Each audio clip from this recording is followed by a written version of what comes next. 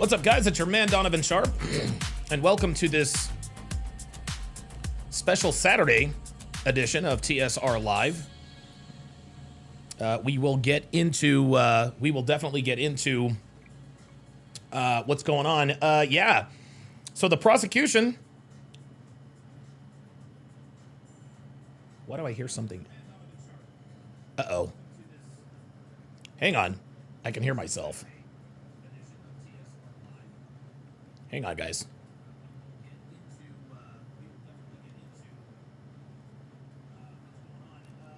I hate when this happens. Hang on, guys. I do apologize.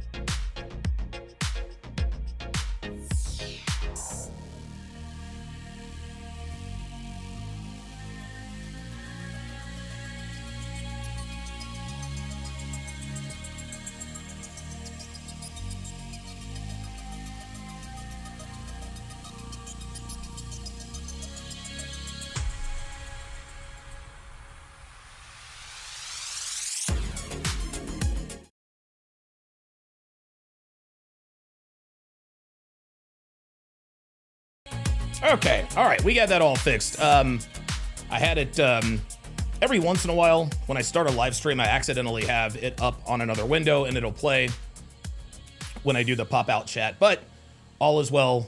All is well now. All is well now. Yeah. So the state has rested its case. The state has rested its case. Which means that they believe that they have done enough to convict Karmelo Anthony of first-degree murder. Otherwise, they would not have. Right. I'm being told. I'm being told that we got to pull down the Periscope. Let's see who's on the, let's see who we got. Oh, we got the niggadar. We already got a nigga. We already got a nigga in the chat, and it is Carl5740. Welcome, Carl. Welcome, Carl. So here's how this is gonna work. Here's how this is gonna work, Carl. Okay. I don't mind you. I do not mind if you disagree. In the chat. I don't mind. Totally cool with that. As long as you disagree in good faith, right? I don't need to I don't need you to be making up stories, and we are going to get to a video where this dude literally just made up a story, right? I don't want you to hit the look, I don't want you to be in here making up stories. I don't want you to be in here putting in a bunch of emojis. I don't want you just making ad homs. I'm good with you just disagreeing. But I'm not going to let you do it for long, okay? Because if you really do feel this strongly, I want to talk to you. Okay, I want to talk to you voice to voice. I'm not going to go back and forth with you in the chat for 10 minutes. I'm absolutely not going to do it. So we'll see what happens. We will see what happens. We'll see what happens. Yeah, somebody said something about a plea bargain. Yeah, absolutely. There is absolutely no. Yeah, they don't have any leverage. That's it. This kid is cooked. He is absolutely going to jail. But I wanted to start off today's show with something interesting that I actually found on. I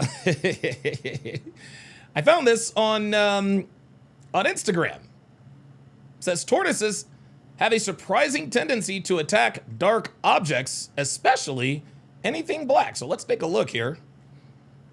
Let's take a look here. Okay, so he walks by one white shoe. Okay, he's good with that. He walks by another, well, it looks like a black and, okay, all right, very good. So now he's going to walk to the other side. Uh-oh. Oh, boy. Oh, no. Oh, my God, the turtle is racist. Holy moly. Oh, my God, the turtle. Oh, no, wait, it's a white shoe again. It's a white shoe again. So he decided otherwise. A lot of people might ask what that particular what this particular video means. Is the turtle racist? No, the turtle isn't racist. Turtle isn't racist at all. The turtle, like most people here in the United States of America, the turtle also has black fatigue. The turtle also has black fatigue. The turtle clearly understands pattern recognition. Clearly understands pattern recognition. Oh, wait a minute. Yeah, you look black. No, let me move on. Right? Clearly, yeah. See, yeah, there you go. There you go. He turns it around. Yeah. Oh, yeah. That is a racist ass turtle. Donatello apparently does not like black shoes, but Donatello, like most people,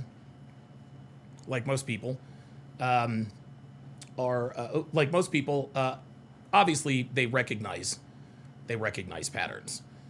So I appreciate you guys for coming in. I appreciate that very, very much.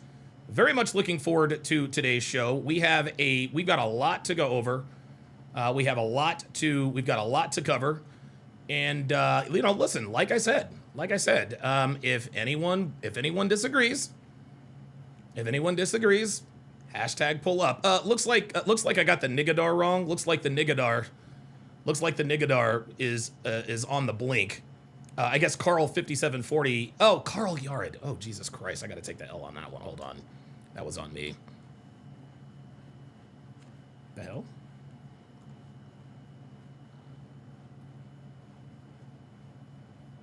I'm trying to give myself the ignorant. Oh, there it is. Oops. Yeah, of course. Let's try it again. Ignorant. There we go. Now I always get the sound wrong. I always get the sound wrong. But yes, listen, just like yesterday, I have no problem with talking to anyone who disagrees with me. I will attempt to have a civil discussion, and hopefully we can talk about that thing. But I think we all know by now, this kid is cooked. This kid is cooked. He is absolutely going to prison. And if you aren't convinced after this particular episode, that means you just don't care about the facts. TSR Live starts right now. A woman never belongs to you. It's just your turn. You lost your edge, she lost attraction for you. That's how it works. What'd you think she was gonna do? Tell you she cheated? Men cannot afford to get complacent in relationships. Get your fat ass off the couch, start lifting weights, and learn game. You're welcome. And now your man, Donovan Sharp. What's up, guys? It's your man, Donovan Sharp, and welcome to the 1244th edition of TSR Live, your daily dose of toxic masculinity, misogyny, and small dick energy. It is Saturday, June the 6th of 2026. It is good to have you guys in today. As always, we are streaming live across multiple platforms. So however you are watching, wherever you're watching from, thank you for making the Sharp reality a part of your daily routine. Quick announcements before we get this party started. Make sure you like the video, guys. Like the video. It is the most important metric YouTube looks at to determine the video's place in the algorithm. Also, if you regularly like the live streams, if you regularly like my videos, and they're free, you are far more likely to get push notifications when I go live. This is how they do it. So if you want to help the show and make sure you get notifications when I start a live stream or when I drop a video, hitting that like button will help immensely. Also, make sure you hit that notification bell for good measure. Make sure you share the video, share this video with anyone who pees standing up or somebody who might be a fake ass pro-black, blackity black, right? Imagine your brother, your buddy, your coworker, your Black Power, your Black Panther friend, thanking you for changing the very trajectory of his life simply because you shared a video, a short, or a clip. And remember, guys, there's no need to accompany the sharing of any of my videos with some sort of long explanation as to why they need to watch it. Just drop the link, and if they have questions, you can answer them then. But this is the best way to get the word out. No paragraphs of text. No, hey, you need to watch this, bro. This is the red pill truth, blah, blah, blah, blah, blah. Yeah, none of that. Okay? Simply drop the link and let the chips fall where they may. Also, be sure to join my Discord. Even though I suck at it, and I still have no idea how to use it, we have a lot of fun over there. We drop videos, we talk about dating, relationships, we share funny videos, memes, talk about current events, the whole nine. Discord is definitely the platform you need to join us on if you want to communicate with the family on a regular basis. So, if you have any videos to share, ideas to bounce off me and the guys, or if you are just looking for a community of like-minded men, join our Discord, link in description and in the chat. If you like the content, if you get something out of my videos, shoot your boy Cash App. This way you support the show directly. Just go to $ Donovan Sharp like you see on your screen on Cash App, or you can scan the QR code that's on your screen, even though I have no idea how you would do that. I don't know why they give us QR codes for live stream. I don't know how that works. Do it anyway. Now, you will see my legal name, which is Edwin Hopkins, but I can assure you that is me, Donovan Sharp. Also, keep in mind that every Cash App over the amount of $10 gets one of these bad boys. So shoot your boy Cash App, $ Donovan Sharp, $ Donovan Sharp, if you are so inclined. And listen, shout out to all of the generosity yesterday. Devin and I had a really, really nice dinner yesterday, and it was all because of you guys. It was all because of you guys. Interestingly enough, Devin didn't have to use a coupon. So shout out to you guys for the support. I really, really appreciate that. Guys, make sure you follow me all over social media. I am on Instagram, Facebook, X, Snapchat, and if you can still believe it, TikTok. You can find all of my links to all of my social media pages in the description, as well as my YouTube page and in the chat. Make sure you also follow me on Rumble. Rumble is where I do all of my not safe for YouTube content, like my dating show breakdowns, my movie breakdowns, my sports watch-alongs, and so forth. Rumble is where I stream my premium Patreon content, so if you want to join the fun, get educated, and watch my most impactful content live and free, follow me on rumble.com/Donovan Sharp. And last but certainly not least, if you want the best dating relationship on the net, head on over to datingwisdom.net. There you will find all of my books and courses, from my 5-part 7-hour audio course, How to Build a Quality Woman from the Ground Up, to my 25-hour course on dating and relationships, to my signature series, Womanese 101. You will find quite literally everything you need to dominate the dating market here in the 2020s. So go to datingwisdom.net if you are looking for real-world, actionable advice, as well as step-by-step guidance in terms of how to navigate today's dating and relationship landscape. All right, very, very good. All right, it is time to do our daily age and location check. So if you guys would, put your age and location in the chat. Put your age and location in the chat. We would really, really appreciate that. For example, I would type in 48/Reno, just like you see in the chat, because I am 48 years old and, well, I live in Reno, Nevada. The reason we do this is because if you are here, there is a better than average chance that you think the way we do here at TSR Towers, but you also understand how difficult it is to meet like-minded people who share our beliefs. Well, by putting in your age and location, you alert people here who might live in your proximity that you are watching. You never know. Someone could be watching from your city, your neighborhood, your street, your block, maybe even in your own building. So this check is how we build communities of like-minded people. So your age, put your age and location in the chat if you are interested in building relationships with people who think the way we do. All right, very, very good. It sounds like we might have someone in the pull-up studio already. Yeah, this would be the best time. This would be the best time to pull up. This would be the best time to pull up if you disagree, because what I'm about to reveal, it's gonna be bad. All right, let's go back to Top Dog. Top Dog, what's going on, man? I remember speaking to you yesterday. Yeah. How you doing, man? Looks like you had a good dinner yesterday. I'm happy for that. Yeah, man. Yeah, real good. Good stuff, man. Mexican place. Okay, not Chipotle? No. Oh my God, dude. Every time I eat at Chipotle, man, like if you eat their chicken, sometimes the chicken is underdone and you get sick. It's just weird. Listen, I love Chipotle, but we did not eat there yesterday. So anyway. I mean, so what's on your mind, brother? They really jay you for your money there. Yeah, yes they do. So what's on your mind, man? But anyways. So I agree with your overall point, obviously, that he's guilty, he should go to jail. My disagreement with you, honestly, would be I'm going a bit harder than you. You said you think he should do like 10, 20 years. I think he should do. Oh, no. The only reason. Oh, go ahead. Huh? No, I don't think he deserves 10, 20 years. I think he needs to go. I think he needs to go away for a while, a lot longer than 20 years for sure. Okay, good. That's okay. We're closer than I thought then. Because I mean, I haven't heard your opinion on this in a while. Because this happened a year ago. I watched your videos on it back then. Yeah. But the only reason I don't want him to get the death penalty is simply because. Stop talking, right? Stop. No, hold on, real quick. I'm going to respectfully agree with you. I don't want Karmelo to get the death penalty. And the reason why I don't want him to get the death penalty is because that's actually a better outcome for him than spending the rest of his natural born life in prison. That's what I think. I think that the death penalty, as bad as it is, I think there's some things that are worse than death, and being put in prison for, the majority of your life is one of those. What do you think? I disagree. I think death is worse, but I can respect the disagreement there, but that's not my core disagreement. Okay.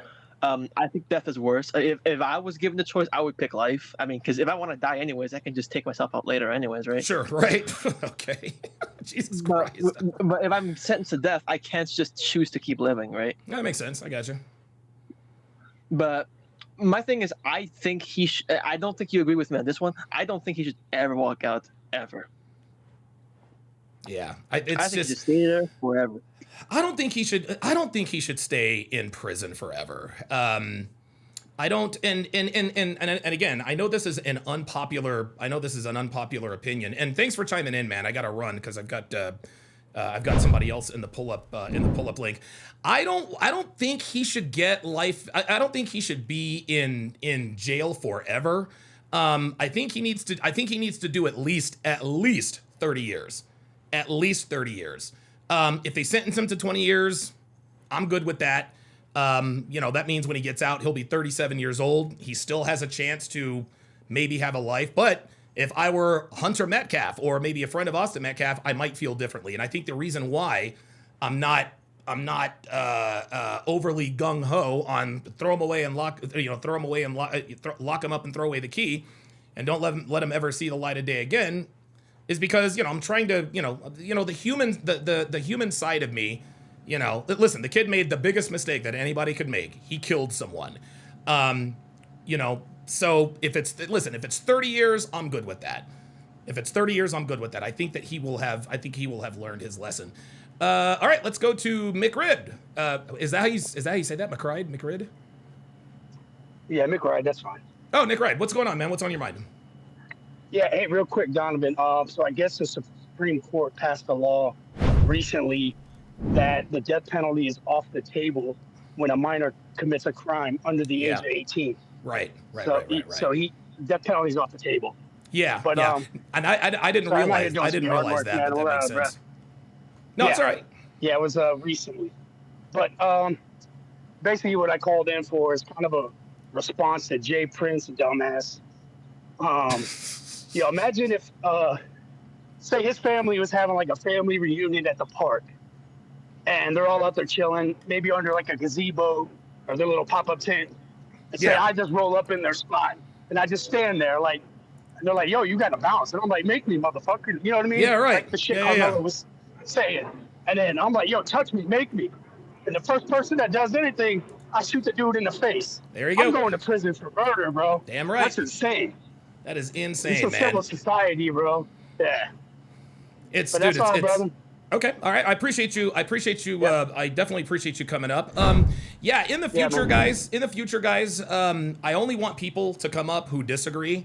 If you agree, I appreciate it. But I tend to have more productive conversations with people who disagree. I want somebody. And guys, again, I'm open to having my mind changed. Right? I'm not going to sit here and act like if I don't get new information, I'm not going to change my opinion. Right?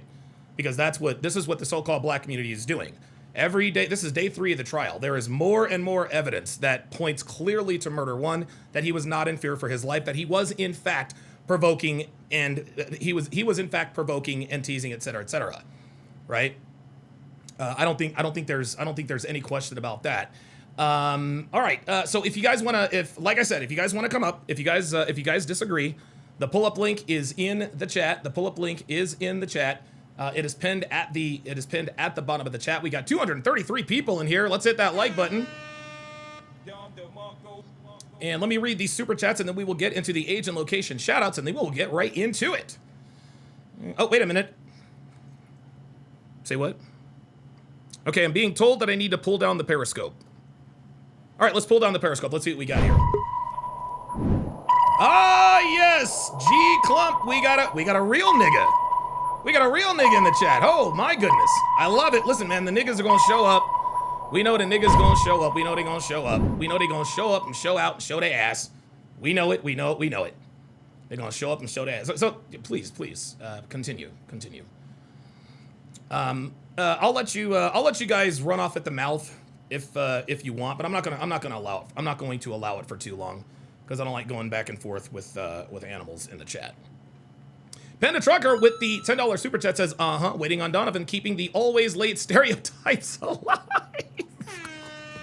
Hey, man, hey.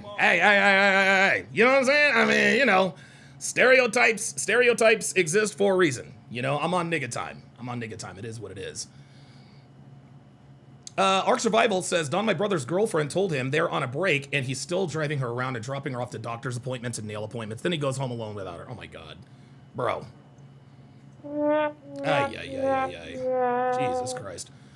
Dr. B84 with the $10 super chat says Karmelo needs to get used to hearing toot that ass up.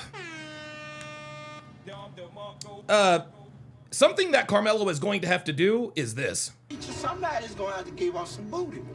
Somebody's going to have to give up some booty. Somebody's going to have to get, and if you're in the dark about what you mean, about what I mean. A man's butt. A man's butt. There you go. Told by the legendary Fleece Johnson himself. Luke Perry with the $10 super chat says W for Saturday show, Don DeMarco. Absolutely. I'll give you, oops. Sorry. Sorry about that. There we go. Bad Rastafari with the $10 super chat says there's a video of niggas saying they don't care he's innocent regardless. He's burnt justice, only cares about facts. Right. The so-called black community has now made it clear they don't care about the facts. They don't care. It doesn't matter to them whether Karmelo is guilty or innocent. No, they want him freed. They want him freed because he killed a white boy. That's it. They want him free because he killed a white boy. That end of discussion. There's no other way to put it.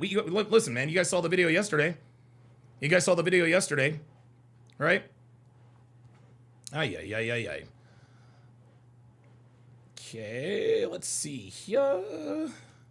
Read one more super chat, and then we'll get to the age and location checks, and then we will get this party started. I thought there was one more that I missed. There we are. Oh, Saturday show, Don DeMarco. There it is. Oh, wait, no, that is Bad Rastafari. Okay. And then I have one more. KB Moss with the $5 super chat. Thank you very much. Says, glad to tune into the sharpest tool in the shed. Much love, D-Money. Appreciate that. That is your first super chat. Appreciate that. Appreciate that very much. All right, let us get through our age and location checks, and then we will carry on with the show. Shout out to Donovan Sharp out there in Reno. Appreciate you for tuning in. Robert Anderson checking in from Arlington, Texas. One more watching from Calgary, Canada. Very good. Carl, who I apologize to. Listen, I got bad information. I thought, like, the nigga, you got to blame that on the niggadar. I don't control the niggadar. You know what I'm saying? Like, if the niggadar picks up something on the, on the sonar, I got to respond. Every once in a while, we get a false alarm. It happens. My bad. Checking in from Massachusetts? Yes, Massachusetts. Phoenix Light Games is watching from Coral Springs. Bad Rastafari watching from Deltona, Florida, not to be confused with Daytona, Florida. D-Man Detroit watching from Detroit, I assume. Johnny Green watching from the Windy City. Ravens for Life 716 checking in from Buffalo. You're a Ravens fan living in Buffalo, that's got to be tough. Panda Trucker happens to be in Massachusetts today. Rufus Marie is in Bremen, Indiana. Ood T Ghost checking in from South Jersey. That's where I lived. My wife and I, we lived in Cherry Hill, New Jersey. Right before we moved here. Very good. The Megatron checking in from North Carolina. Good for you, man. I would live there for 20 years. The Nazar watching from LA. And by the way, it looks like LA is already trying to fix that mayoral election. There's no way Bass should win. I think they're trying to fix this thing. Alpha E Productions watching from Houston. The Level Up Man checking in from the Big Easy. Dr. B84 checking in from San Antonio. Oh boy, the Spurs, they got an uphill climb. We got an uphill climb. Planet Rodella watching from Colorado. Edgar watching from the NYC. Ravens for Life 716 says, hope it's a Karmelo supporter so you can make them look dumb. Yes, I hope it is too. Chris Brooks checking in from Milwaukee. Luke Perry checking in from Mount Kisco, New York. Master Shock Value checking in from the NYC. Walker Toxic Ranger watching from Houston. Edward Cross checking in from Wilmington, Delaware. Love it. All right, very good. Very good. Very good. All right. Okay, so we are off to a rousing start. As stated before. Oh, wait a minute. Shout out to Johnny Elligan with the $5 Cash App says, keep doing your job. I absolutely will. Yep. You know what? Every Cash App's getting a Don DeMarco today. I don't care if it's $1, $100, who cares? $1, $100, all Cash Apps are getting All Cash Apps are getting Don DeMarco. Tracy Levitt says, I'm a Karmelo supporter. No, you're not. You can't even spell his name right.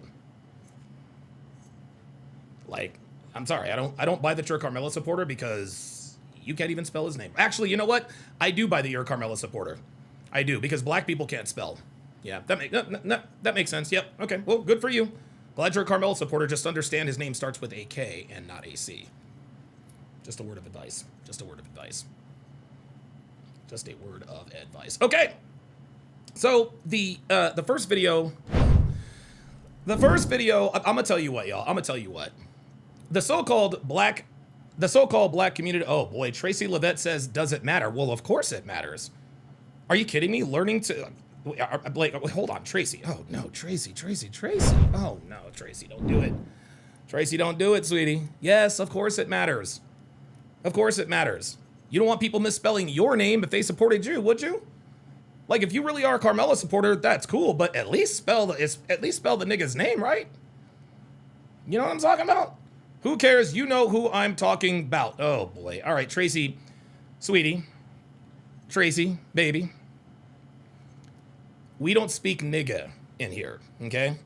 If you're going to comment, like in the chat, okay, let's try to use a little bit of decorum. Let's try to use proper punctuation and spelling. I know you people are allergic to that sort of thing, but I'm asking you respectfully, get your shit together in the chat. Jesus Christ. Yeah, Karmelo Anthony is a basketball player. Karmelo with a C. Melu. So this first video I want to react to. So the black community is really, dude, they are really reaching now. They have tried everything they possibly could to try to spin this false narrative, right? They've made up all these stories. He had a cleat sharpener, not a knife. Austin Metcalf attacked him. He did not. They ganged up on him. They did not. And we'll get into those witness statements, okay? Taker says, Don, what do you mean by you people? I'm talking about niggas. Yes. Yeah, that's what I'm talking about. Yeah, that's what I'm talking about. I'm talking about niggas. Yeah, you people. Niggas. These niggas.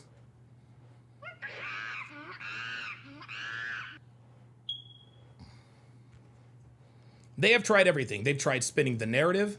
They've tried making up all sorts of lies and everything in between. What you guys are about to see, is this is why you know that they know Karmelo is going to be convicted. This is why you know they know Karmelo is going to be convicted. G Clump says, where's the facts, Donnie? Stay tuned. Listen to this. Listen to this, dude. The video, John, 2 hours. Here you go, sir. What the hell? This is a lot of food for a single guy. Yeah. What the fuck happened to my goddamn video? Oh, come, hold up, man. There it is. What the hell happened to my goddamn video? Okay, there we go. Was it fuzzy or what? No, it was clear. It was okay. Listen to this. So this is a guy who claims he saw the video being played in the courtroom.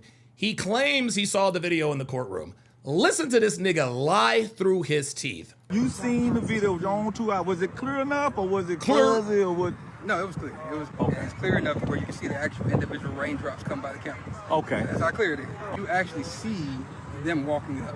You see that Karmelo is already up under there. He's under there minding his business. Dodging the rain or? Yeah, it was still raining. You know, Right. I'm familiar with him. So Y'all are gonna love this nigga. This nigga's lying his ass off. that day we were under a tornado watch. Right. And we were under thunderstorm warning. And Oh, tornado watch and thunderstorm warning. So a tent is going to save you from a tornado. Got it. we know we had already had some light rain then, and it started raining again. Then it was over with for the day. Okay. So that's kind of what happened on that day. But they were at a rain delay already, and so during that time when that happened, the twins, their two buddies, and a few other kids, because there was a few kids involved with them.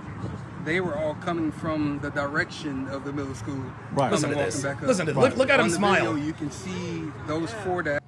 Tracy Levette says, how you know he lying? Stay tuned. Stay tuned. Danny's Lakers Let's Go says, bro, stop talking about people. It comes right back to bite you, karma, bro. Shut the fuck up. Ain't nobody doing nothing to me, bruh. Why don't you enact karma? Why don't you come and do something to me like you people like to do? I swear to God, dude, I wish someone. Oh my God, I wish someone would try me in public. Oh my God, yeah. See, the niggas are really coming out now because they know he's cooked. Go ahead, cry harder, guys, cry harder. You guys notice niggas going to prison. That's why y'all are chimping out. Listen to this nigga lie. She was involved, and maybe about 3 or 4 others that was Three or four? skipping up, trying to catch up behind. One veered off probably toward his way to go to the coach and kind of distract him a little bit. And then the To kind of distract him a little bit. Ay. came walking together. The smooth operator, you gotta come up, bro. You gotta come up with something different. Like I've been called all the names in the book, bootlicker, coon, whatever. One went in front of them, went past. Right. The other 4 went and they surrounded Karmelo. You know, if you're Karmelo, And they showed that on that video. it's on the video. Okay, come on. You can see them walk. Listen to this. Listen to this. I'll put it this way. Okay. They actually tell you when you're watching the video, pay attention to this corner right here, because if you look anywhere else, you might miss different things. Okay. So watch those 4. Here they're 4 right there coming up. Right. That's exactly what they say. Yo, this dude is lying through his. Guys, it is almost like this is almost tragically comedic at this point. This dude is lying his ass off, and the guy shooting the video knows it too. Okay. And so you have no way to be confused that it's those 4. Okay. So they come up, they surround them, and it's immediate moment of not even a few seconds of pause. Then that's when they jump. And so they it was. actually That's when they jumped him. did jump him. Yeah, it wasn't just no touch, and it wasn't just all that moment. Yeah, it was a push. It was all kind of things. But Austin pushed, Hunter hit, and then everybody swung. But at the same time, So it's more And then look, and then everybody swung. So it's more than the twins that got some licks all on 4. them. So All 4 it got showed licks that on in him. the video. This Yes, in the nigga. video. So again, you got Hunter and Austin standing in the middle. Okay. dude And is- you have the light bright boy here. God damn it! Ugh, why do these happen? Dude! Alright, that's the last motherfucking time, dude. What the fuck is going on with this goddamn video, man?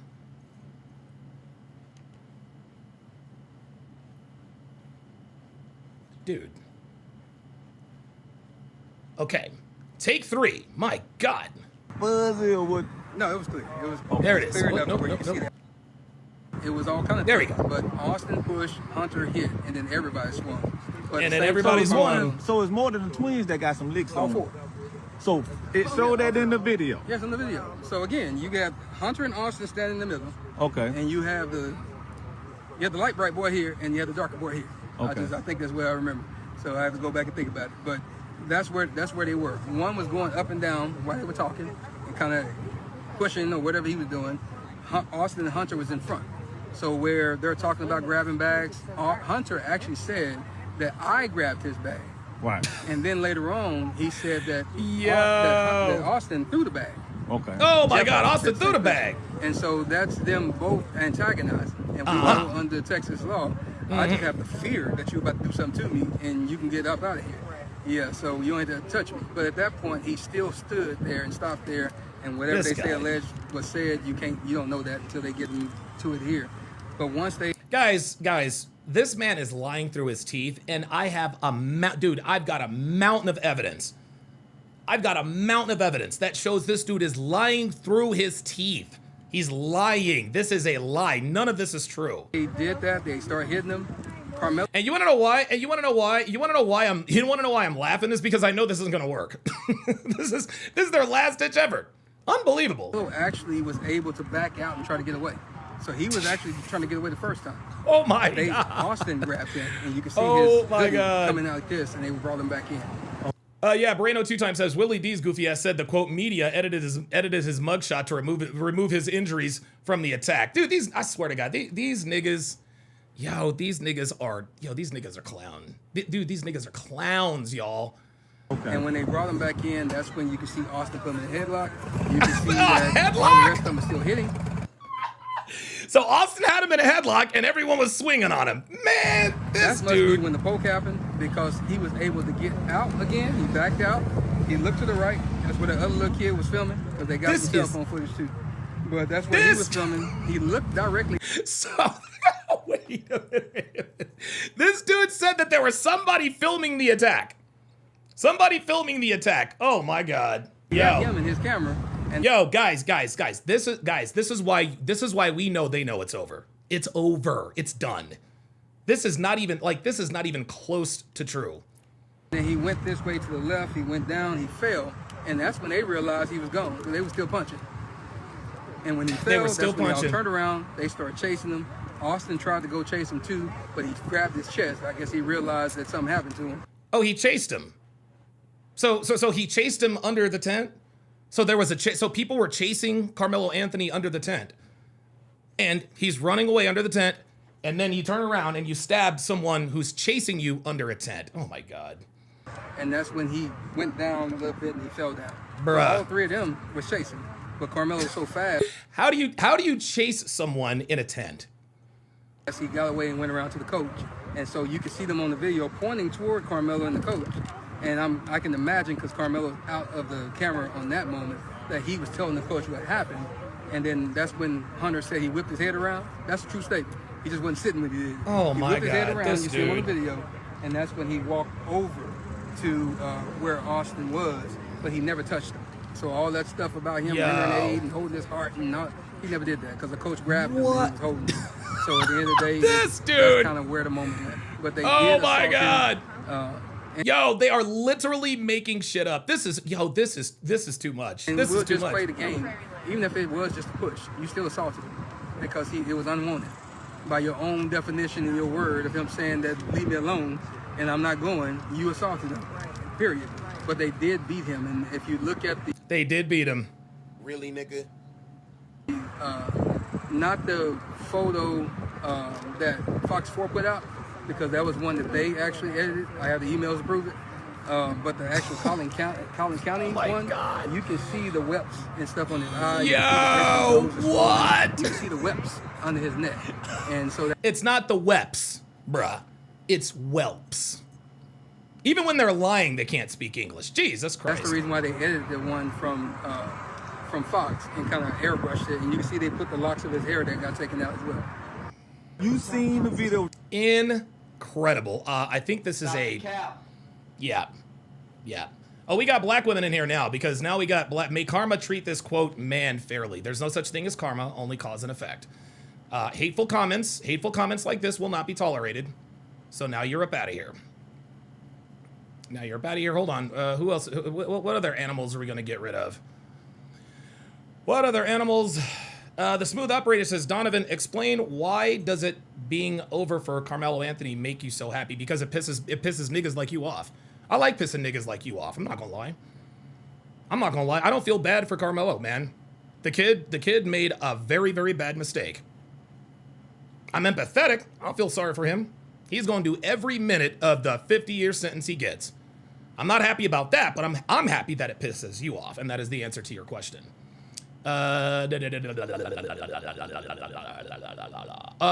Phoenix Light Games actually says, Donovan, I think the reason why he's doing this is at least one of the reasons. He thinks that he is going to get more pussy from black women. Look at me. I'm a real black man standing up for another one. Yeah, what a loser. Yeah, dude, this is absolutely cap. Mac with the $5 super chat says, but they'll say in the same breath, Trayvon didn't deserve Zimmerman's escalation. Yeah, there it is. And that's one thing I should have asked Jay Prince yesterday. Is, okay, so if a black man pushes a white man, does the white man then have the legal right to stab the black man in the chest? He would have said no. Or he would have said no, or he would have evaded the question and tried to obfuscate and all that good stuff. Let me see. It looks like I've got somebody in the pull-up studio. Okay. All right. Panda, I'm only doing disagreements today. All right.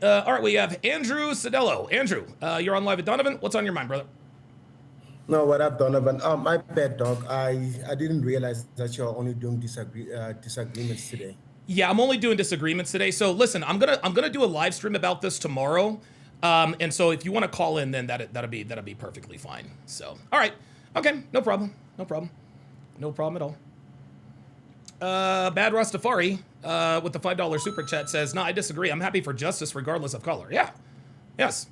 Like I want, like, dude, like I'm sorry. You can't go and provoke a fight, not leave the tent, and then cry self-defense when you rolled up in there with a murder weapon. Like, what are we doing? What are we doing? Get ready, Karmelo. Somebody's gonna have to give up some booty. Yes, it is. Somebody gonna have to give up some booty. Karmelo, you watching? Are you? What the hell was that? Hey, you good? How the hell did he do that? Oh, Jesus Christ.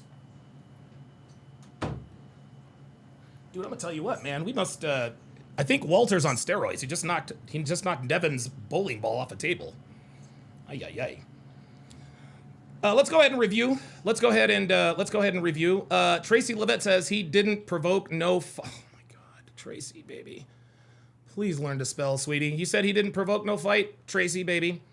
Stay tuned. Stay tuned, because there is clear evidence that he provoked, egged on, and escalated this. Stay on. But listen, people like Tracy, they don't care about the truth. They don't care about the truth. Just like this woman right here.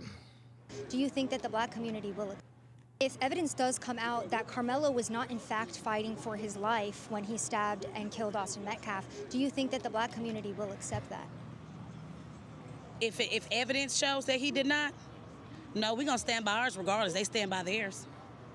We're gonna stand by ours regardless. I'm a mother first. I'm a black mother. Let me put that on there. I'm an African American mother. So I have to put away my color first and step into the motherhood. Put away your color first. What? Nobody wants to see their child slain. So I do want to send prayers to Austin Metcalf, their family.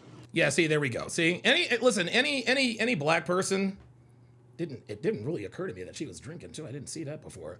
Anytime a black person says, first of all, I want to send thoughts and prayers to Austin Metcalf's family. Stop the cap. You already know they're going to be on some bullshit.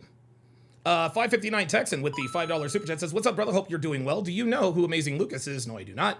It seems he's justifying Karmelo's actions because he got touched. Yeah, dude, it's wild out here. DT1466 says, this guy is cornier than horseshit. Maybe, but Karmelo is still going to prison. But at the end of the day, I got to think like, okay, what did you do to him or whatever to cause this to happen, the reaction? We got to start taking accountability for our kids. Because then again, if my kid, that's why it's a catch-22, if my kid was Karmelo and I feel like his back was up against the wall, well, I'm going to tell you straight up, better mine than yours. Better mine than yours. So either way it go, everybody loses. A black boy allegedly murdered, and I say allegedly, heavy on the allegedly murdered somebody. You see what I'm saying? So yeah, this is about race. Because if the shoe was on the other foot, they wouldn't give a damn. Actually, they would. And like I said yesterday, if the shoe was on the other foot, Frisco, Texas would have burned to the ground. Panda Trucker with the $5 super chat says, I had a thought on Karmelo's defense, might get him off. Okay, all right, I'll bring it for that because if that is a disagreement. Legend said, with a $2 super chat says, it's a jungle in this chat today. Yep, I expected it. And listen, I'm glad niggas are watching. Seriously, I'm glad niggas are watching. I'm glad niggas are watching because there's no, what you guys are about to see today in terms of the evidence and the testimony. Okay, if you don't acknowledge the truth after this, this just means that you don't care about the truth. And if you don't care about the truth, then I can't help you.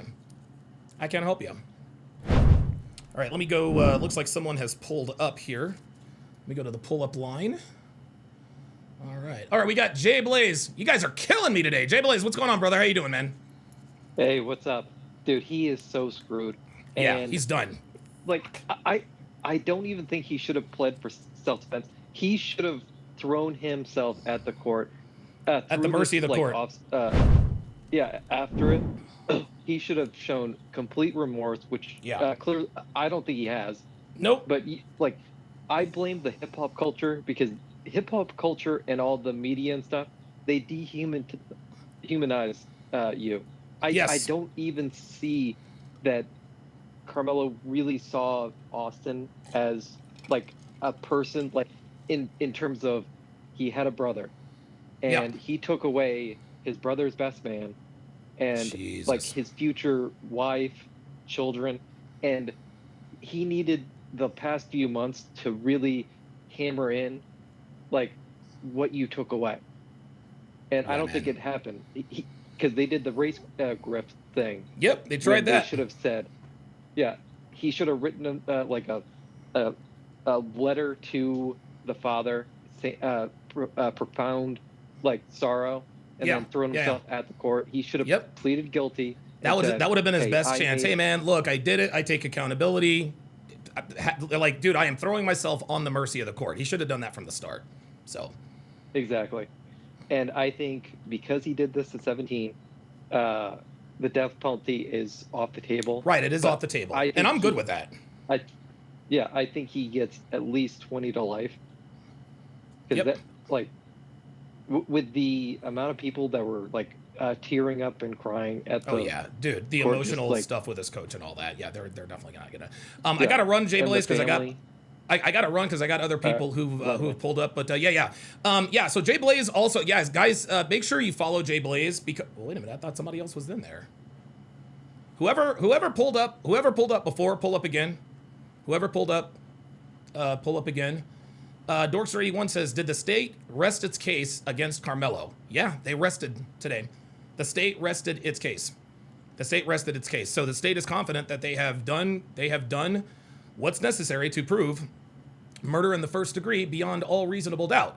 So the next video we're going to watch is of Sarah Fields. As you guys know, Sarah Fields has been really sort of the only independent journalist of note who has been consistent about reporting the facts as far as the Karmelo case goes.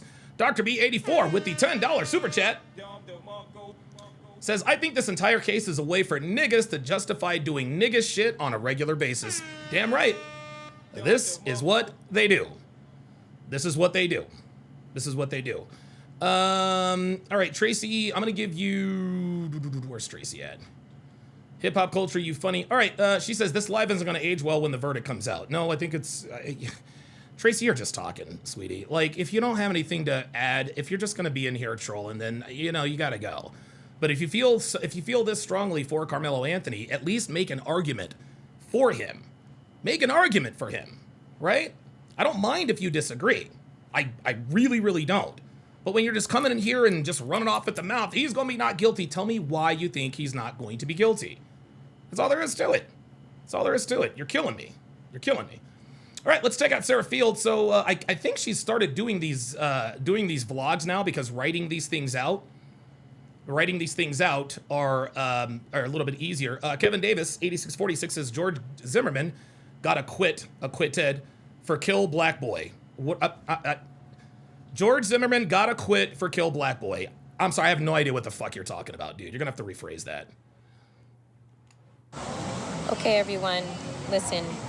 It took me over an hour to write up my report from the trial from yesterday, and I am very tired and I really want to turn my brain off for even just a few minutes. So I'm going to, instead of writing my report for today, Friday, June 6th, day 5. I call it day 5 because I consider the first day to be June 1st. I'm going to instead just go over my notes from day 5 and tell y'all what I wrote down about day 5 because I genuinely don't want, I'm done. Like, I can't, my voice is going, I have a cough, I'm exhausted, I can't think, my brain is mush, I'm just tired. All right, Tracy, get your black ass up out of here. If you have any more to say, I'm willing to listen, but I'm not gonna watch you just troll in the chat. Just come up and talk to me. If you feel this strongly about it, talk to me. I've been getting up. Yeah, and this is what niggas do. Anytime a nigga commits a crime, they always go to another case. Well, George Zimmerman did this. Or what's the other guy? Kyle Rittenhouse did this. That stuff ain't got nothing to do with this case. I don't want to hear it. At 3 a.m. to make sure that I make it into the... Mrs. Sam Leek says, sending love to Karmelo. You better send him more than that. You're going to send him more than that. Karmelo's going to need a lot more love. Actually. Somebody's going to have to give us some booty. And if I'm not clear, A man's butt. Booty. Booty.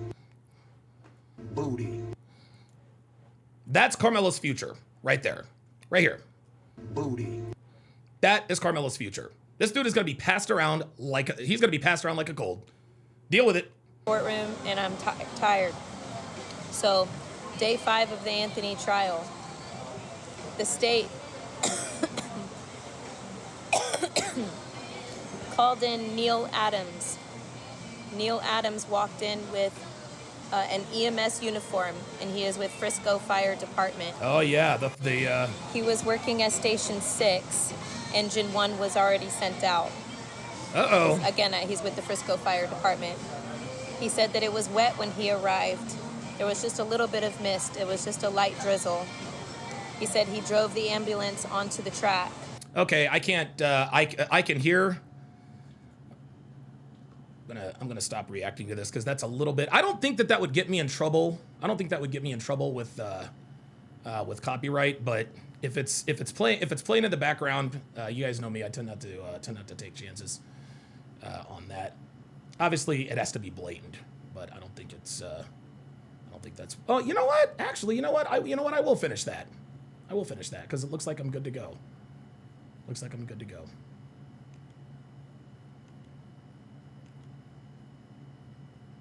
Okay, let's get to the hard evidence here. Let's get to the hard evidence.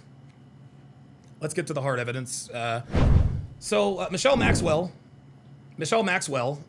who apparently has been, she's a journalist. She put out a tweet, says this was never about race. Once again, the mainstream media pushed a disgusting false narrative. 4 out of the 6 teenagers who have testified so far are black, and they all testified that Karmelo Anthony pulled out the knife before or at the same time Metcalf had even pushed Anthony. The teens described the actions as being simultaneous. Metcalf motions as if to push, Anthony is already stabbing. It was all the same motion. All 4 of the black teens also testified that Anthony was asked to leave the team tent, multiple times by several people, and that Anthony provoked Metcalf. Uh-oh. Oh, isn't that interesting? So they all just ganged up on him, did they? One of the black teens said he was sitting directly next to Anthony, and when Metcalf pushed Anthony, it wasn't even hard enough that Anthony touched him. And Anthony acted so quickly that he didn't even realize what happened. One teen testified that Metcalf told Anthony, "I'm not going to fight you at a track meet, dude." Oh boy. The defense wants to know if Metcalf grabbed a hold of Anthony. Another teen said he didn't get a chance to grab a hold of him. He was already stabbed. That's bad. One teen said he was watching the interaction between Metcalf and Anthony, saying Karmelo had his hand in his backpack that was sitting on his lap, not on his back or on the bleachers or the ground, and appeared as though he were grabbing something. The vein in his arm was visible. The teens testified that Metcalf did not get upset until Anthony refused to leave multiple times, and that's when things got serious. Oh, look at this. He refused to leave multiple times. He refused to leave multiple times. Oh boy. Teen is saying several people confronted Karmelo Anthony and told him to leave the tent. Austin, another boy, and he was among the Memorial High School kids who told Anthony to leave. So there you go. That was on Facebook. That, oh boy, that is all bad. That is all bad. This is actually something that, oh boy. Guys, this right here is why the state rested their case today. This right here is why the state rested their case today. This comes from the Daily Mail. There's also an article from the Daily Wire. I'm going to read. This kid is done.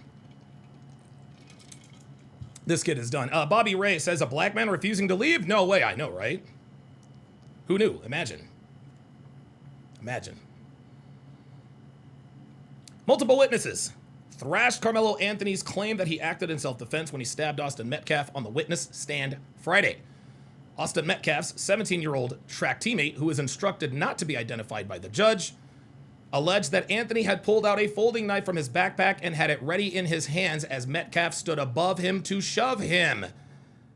Guys, that's premeditation. A female student said she heard Anthony tell Metcalf, "If you want me to move, you would have to move me." Oh, wait a minute. This is done. This is done. He's going to prison. If you wanted me to move, you would have to move me. Touch me and see what happens, another male student claimed Anthony told Metcalf. The student added that he was unaware of the two having ever met previously. A previous version of events told by the defense claimed that Anthony stabbed Metcalf in reaction of fear during the confrontation, where Metcalf made the first physical contact. Anthony, now 19, is standing trial, blah, blah, blah, blah, blah. The two teenagers, blah, blah, blah, blah, blah, blah, blah, blah, blah, blah, blah.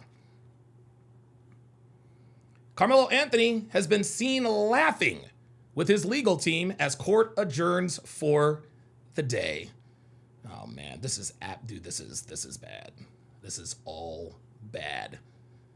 This is all bad. Oh my goodness. Karmelo Anthony was seen laughing with his legal team as trial proceedings ended for the day. The teenager, who remained largely stoic throughout the trial so far, chuckled alongside his lawyers and tossed a water bottle around as people started to leave the courtroom. That's interesting. According to a witness, the 16 that was called to the stand testified that as far as he knows, Austin Metcalf and Karmelo Anthony did not know each other and had not competed before the day of the stabbing. Teen witness says fellow student took a video of the stabbing. Ooh. The most recent witness called to the stand, a 17-year-old boy, claims he heard a fellow student say he'd taken video footage of the stabbing. No video has ever surfaced in relation to the case. We need to see that video. We need to see that video. We need to see that video. Here's another witness at 2:26. The witness says he thought Karmelo Anthony was grabbing something. A sixth teen witness called to the stand, a 17-year-old boy, said Karmelo Anthony told Austin Metcalf, "Touch me and see what happens." The student said he directly told Metcalf not to touch Anthony and saw something that made him fear Metcalf. The vein in his arm was visible. It looked like he was grabbing something, the student said of Anthony, despite his hand being in his backpack. Ultimately, the teen said that Metcalf was the bigger guy and he tried to be nice about it. "I was in disbelief." So Metcalf tells him, "I'm not going to fight you at a track meet, dude." Multiple accounts say that he tried to be nice about it. He still didn't go anywhere. And remember, this girl up here, what did she say? Yeah, He said, you're going to have to move me. You're going to have to move me. He told Austin Metcalf, "If you want me to leave, you're going to have to move me." Guys, that's escalation. At 2:07, Liberty student said Austin Metcalf didn't appear to want to fight. A new witness said that Austin Metcalf didn't appear to want to fight Karmelo Anthony before the tragic altercation took place. The student, a former Liberty high schooler who graduated a few weeks ago, said she heard Anthony tell Metcalf, "If you wanted me to move, you would have to move me. If you wanted me to move, you would have to move me." She felt a fight was inevitable, but Metcalf did not appear to want to fight during direct examination. The teenager, who was emotional and in tears on the stand, oh cool, my coin is almost here, on the stand, then heard a noise and looked over to see Metcalf stabbed in the chest. Memorial students then ran off crying of the incident that had just taken place, she claimed. She was also clear-minded that the stabbing had nothing to do with race, having directly answered the question on the subject. She didn't want the case to become about that. Well, there we go. The next witness, this was earlier, 1:45. Next witness who ran track with Austin Metcalf describes how the events unfolded at the track meet. Dude, this is why the states rested their case. The next witness called to the stand, a 17-year-old Memorial High School student who cannot be named, ran track with Austin Metcalf and was under the tent at the time he was killed, or he was knifed, by Karmelo Anthony. He testified that Anthony attempted to provoke Metcalf, who responded, "I'm not going to fight you at a track meet, dude." The teen then offered a demonstration of how the shove happened between Metcalf and Anthony.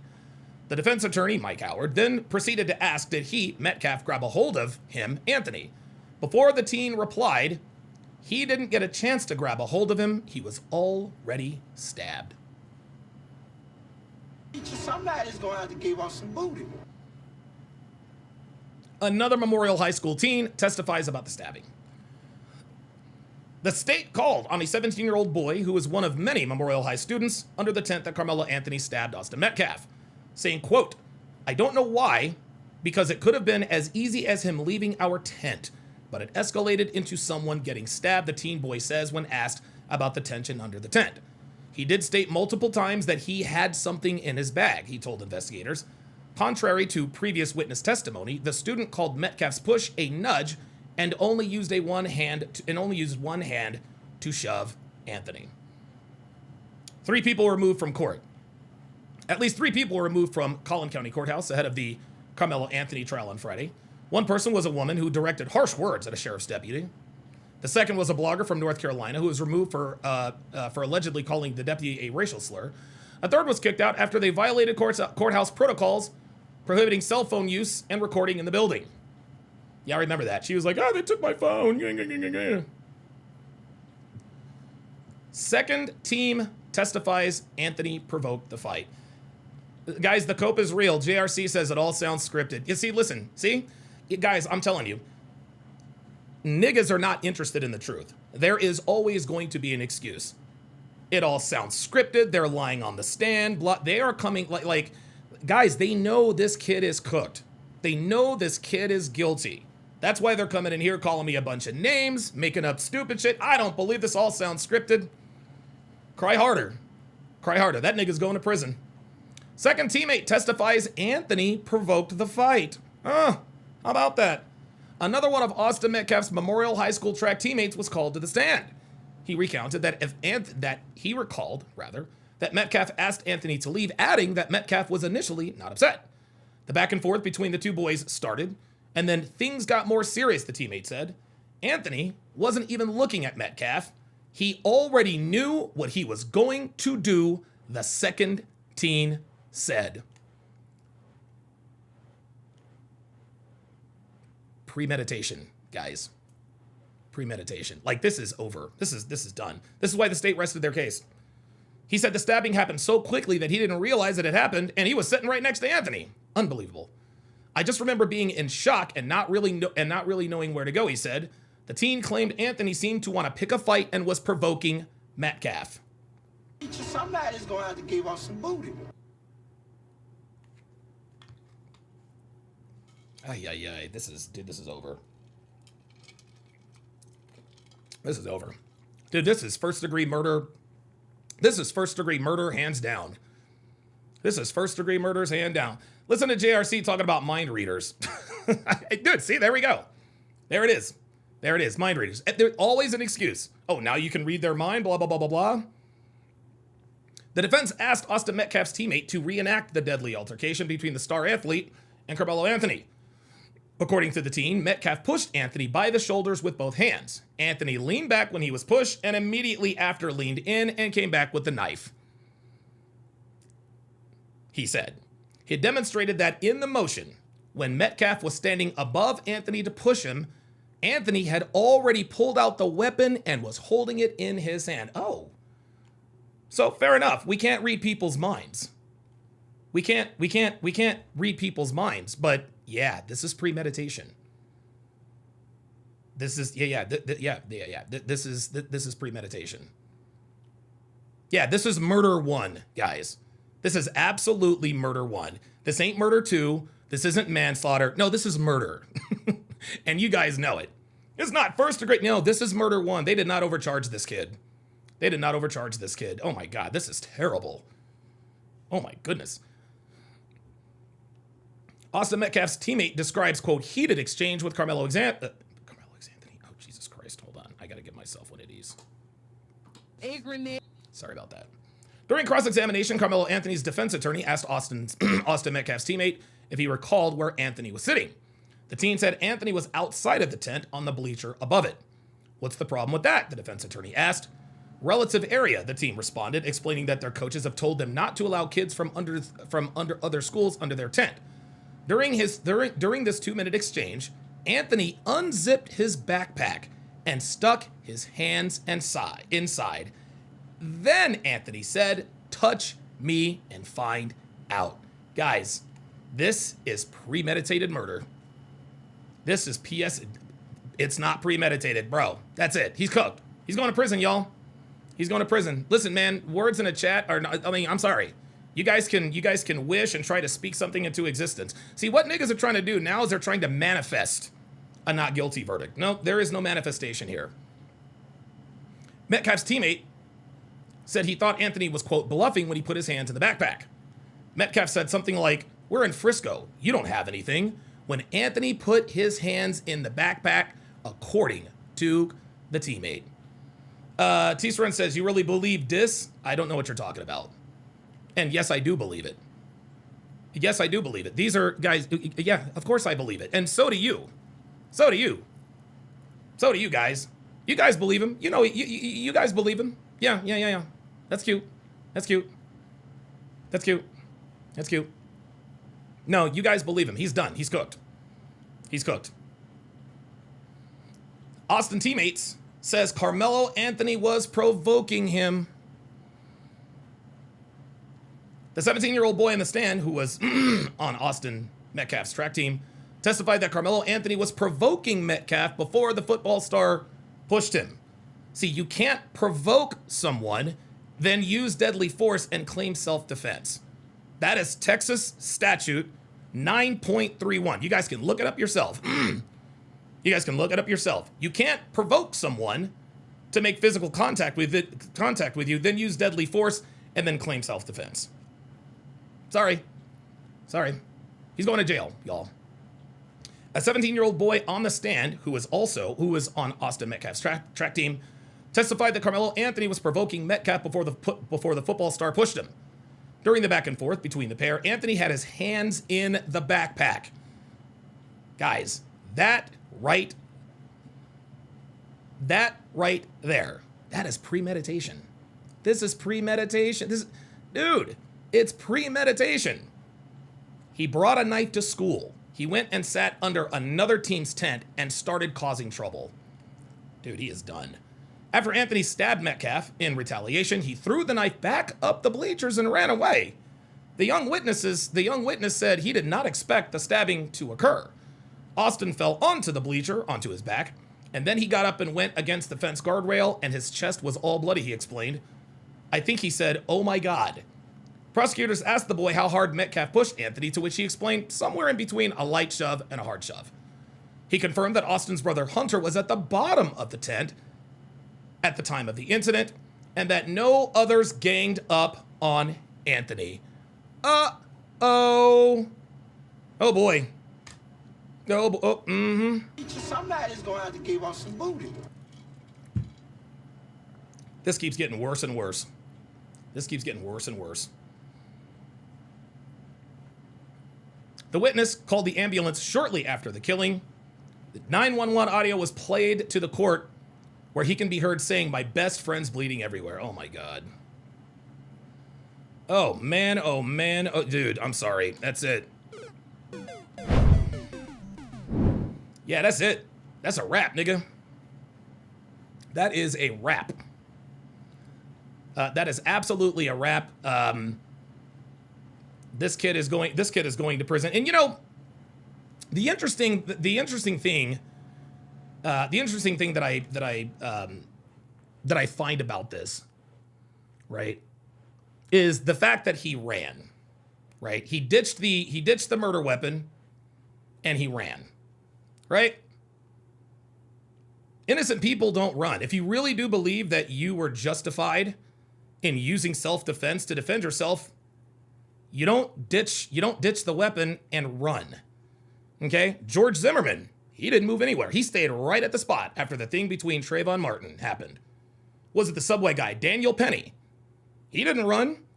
He didn't run. As a matter of fact, the people on the subway helped him subdue the assailant. They weren't afraid of Daniel Penny. If Daniel Penny was a threat, they would have all run away. But no, Daniel Penny wasn't the threat. He neutralized the threat.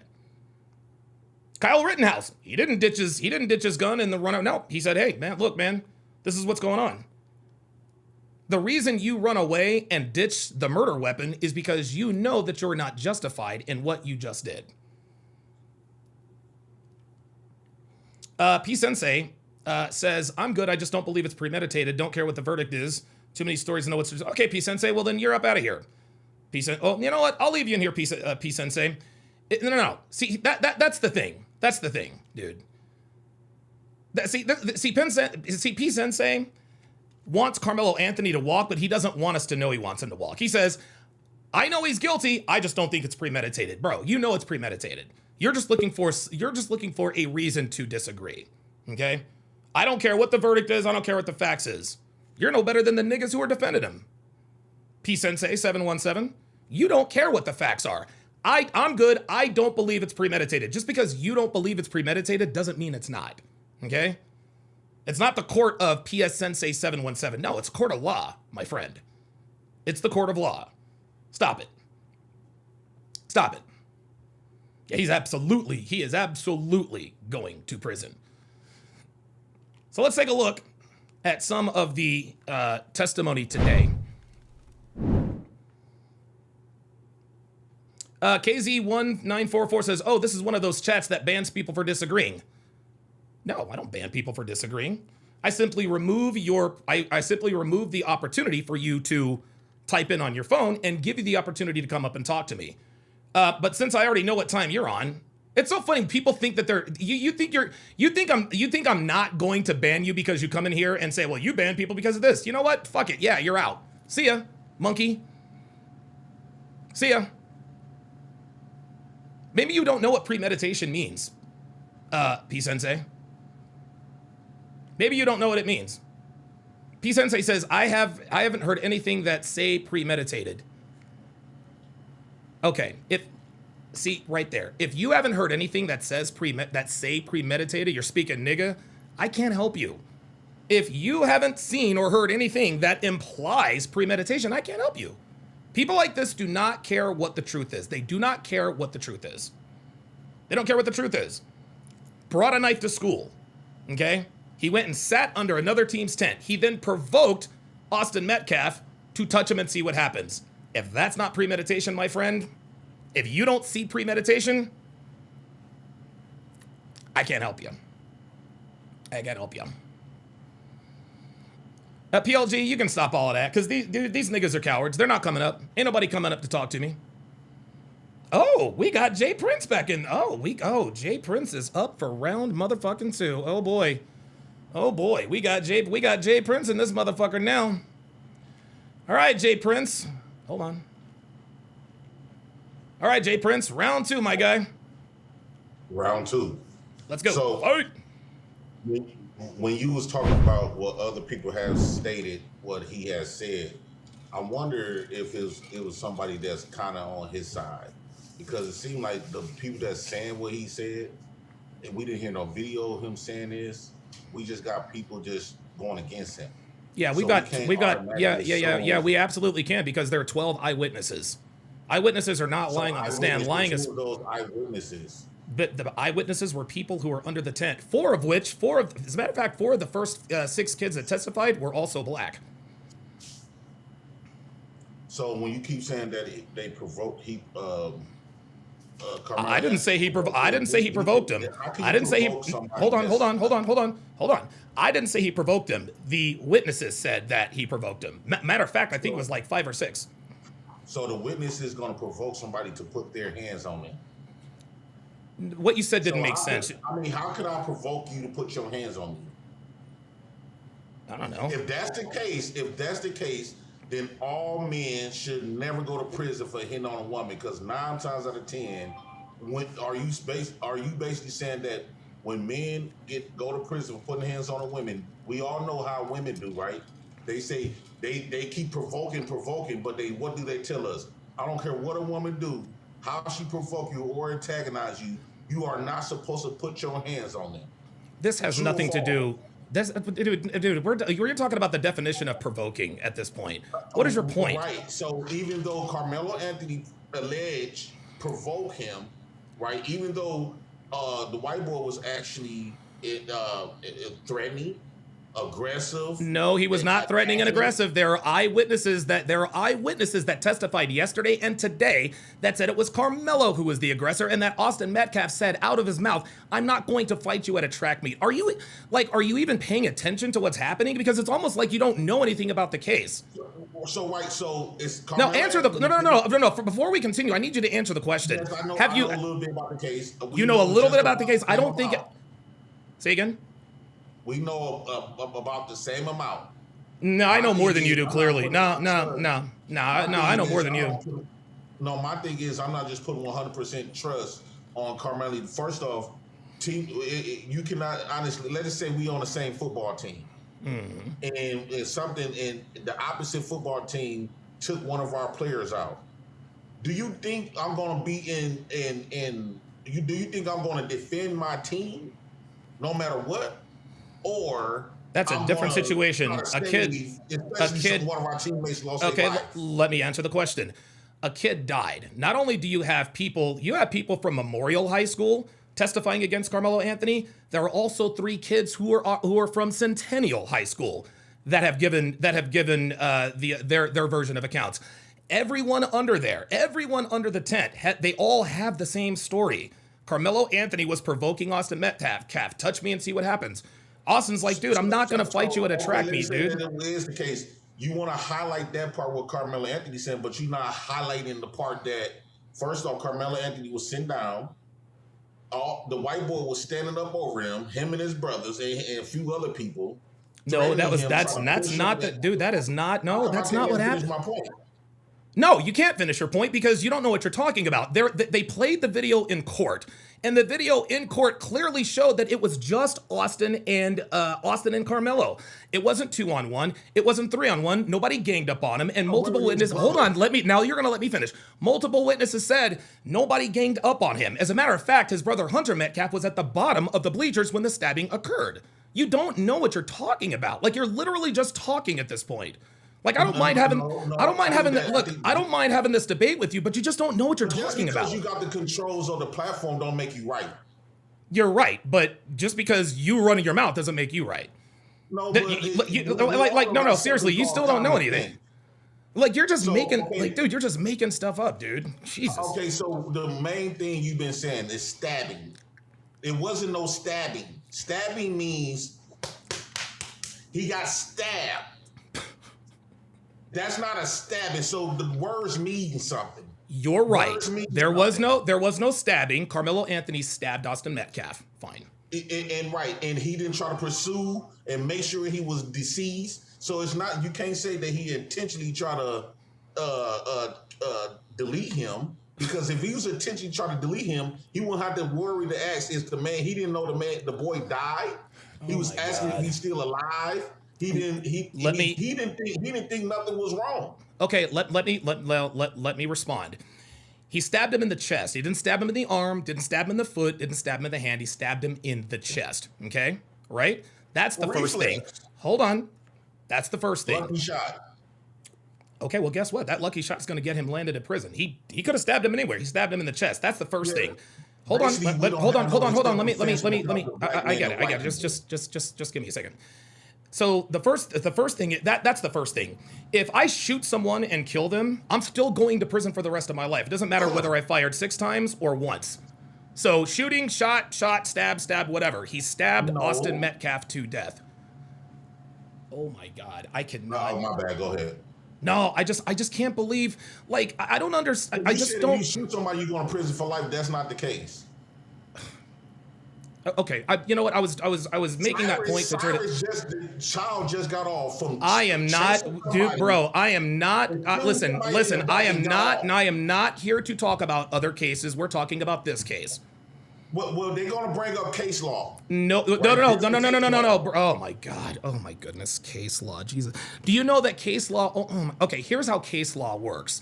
if case law is going to be used as precedent, it either has to be in that same state or it has to be a national precedent. So for example, let's say the Supreme Court says that if somebody pushes you and you stab him in the chest, that's self-defense. Well, then guess what? Karmelo Anthony is not guilty of first-degree murder, right? Because that's the Supreme Court. But just because somebody in another state did something or that's not the way it works in court, okay? Precedent and case law, it's got to be in the same state. If it's not in the same state, it has to be national, meaning Supreme Court. Or the same type of state that carries the same laws. The stand your ground law, which Texas follow up under. Can I please finish my point? Everything that stand your ground law, that Texas, the law that it says he did not provoke the situation. Actually, the white boy actually provoked the situation. It wouldn't have been no situation if the white boy would never inserted himself into a situation that he didn't have no business doing in the first place. Secondly, he kept provoking me. Even though Karmelo Anthony can say whatever he wants to out of his mouth, we was told sticks and stones might break my bones, but words won't never hurt. That don't give you no right to put your hands on nobody. The deal is off when you started assaulting and committing a battery, and you don't have to draw blood for you to get assaulted. You look at everybody with boxing gloves, and you get punched in the face, you can get knocked out without showing no blood. Of course. Yep.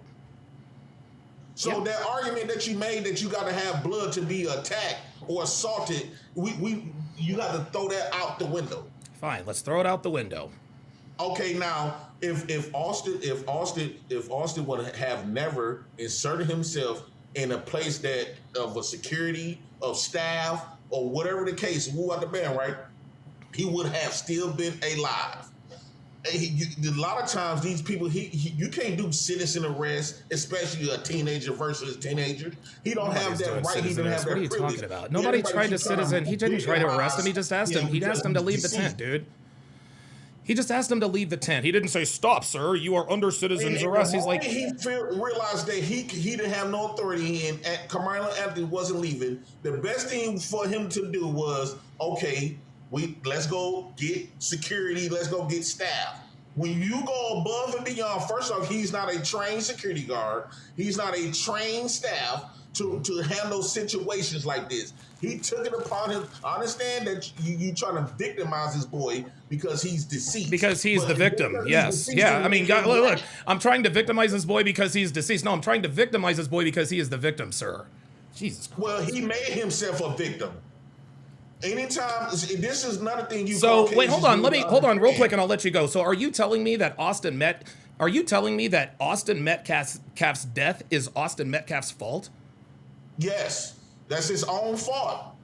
You can get emotional about it, but that's his own. Bro, oh my God! Many different reasons on how he could have still been alive today.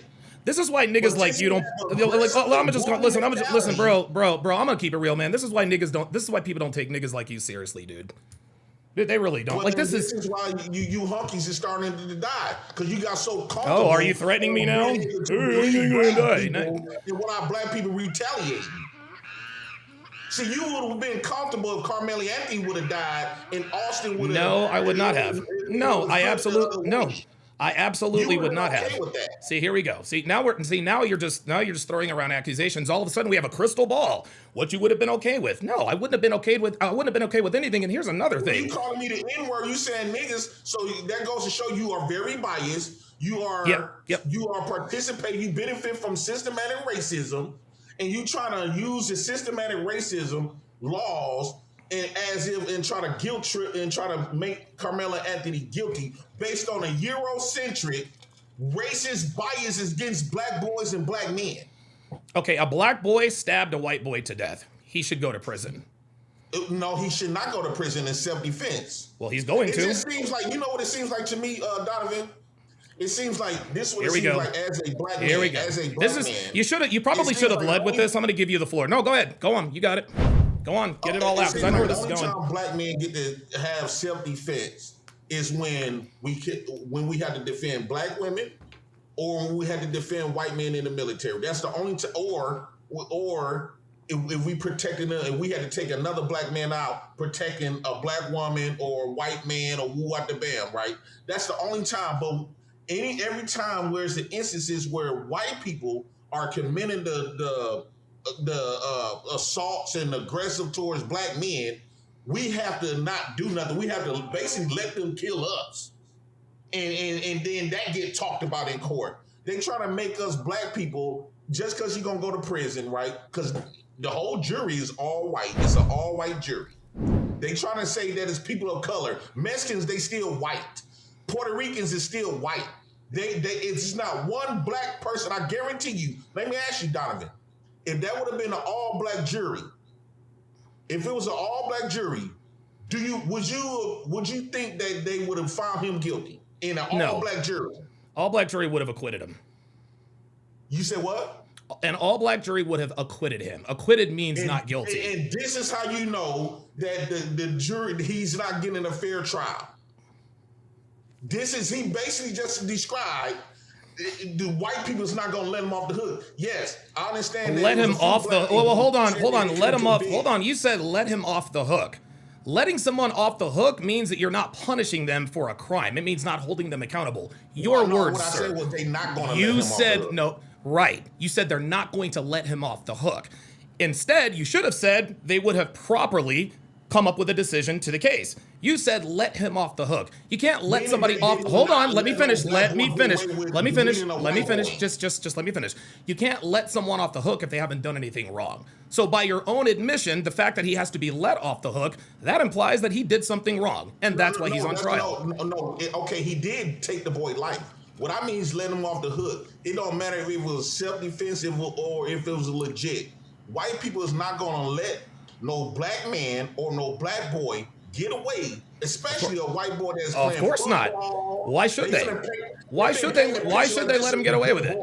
Why should they let him get away with killing another student? Regardless of the color. Why should they let him get away with it? The problem that we having, just like you are able to say if it was an all-black trial, all-black jury, they would have acquitted him. Well, that's what happened with OJ, sir. We know in most of these cases, since they got an all-white jury, a lot of these all-white juries where white people commit the same acts against us get acquitted.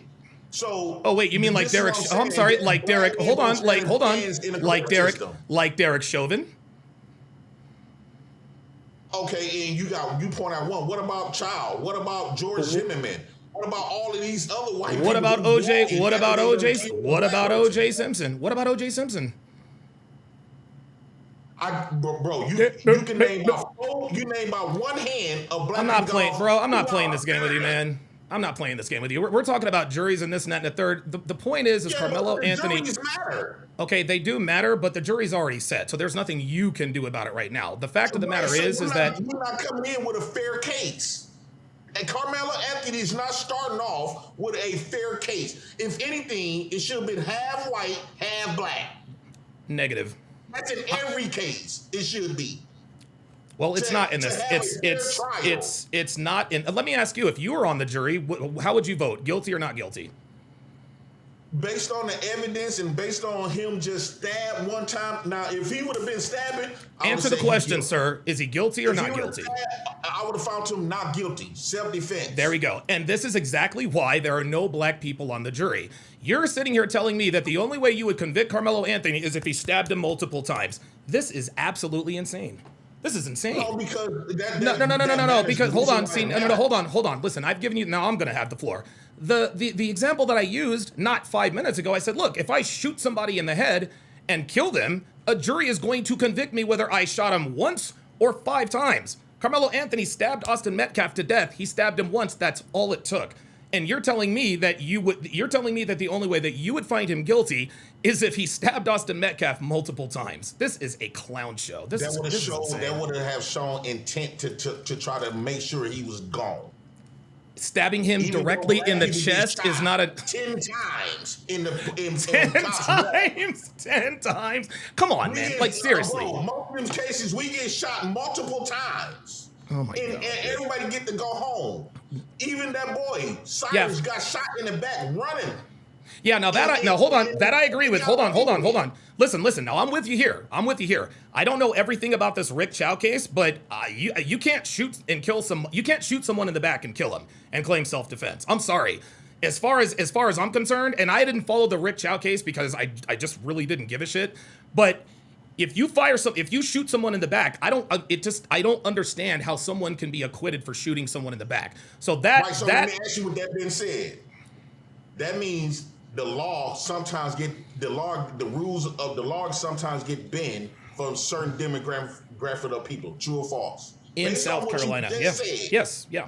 Yes, absolutely. So if the laws can get bent, how we just 100% got faith in a jury, in a court system that you just acknowledge that they bend the rules based on certain different grammars of people, and they also admits that black people, especially black men and black boys, don't get treated as equal as to if you commit the same crime, you might get better outcome than me.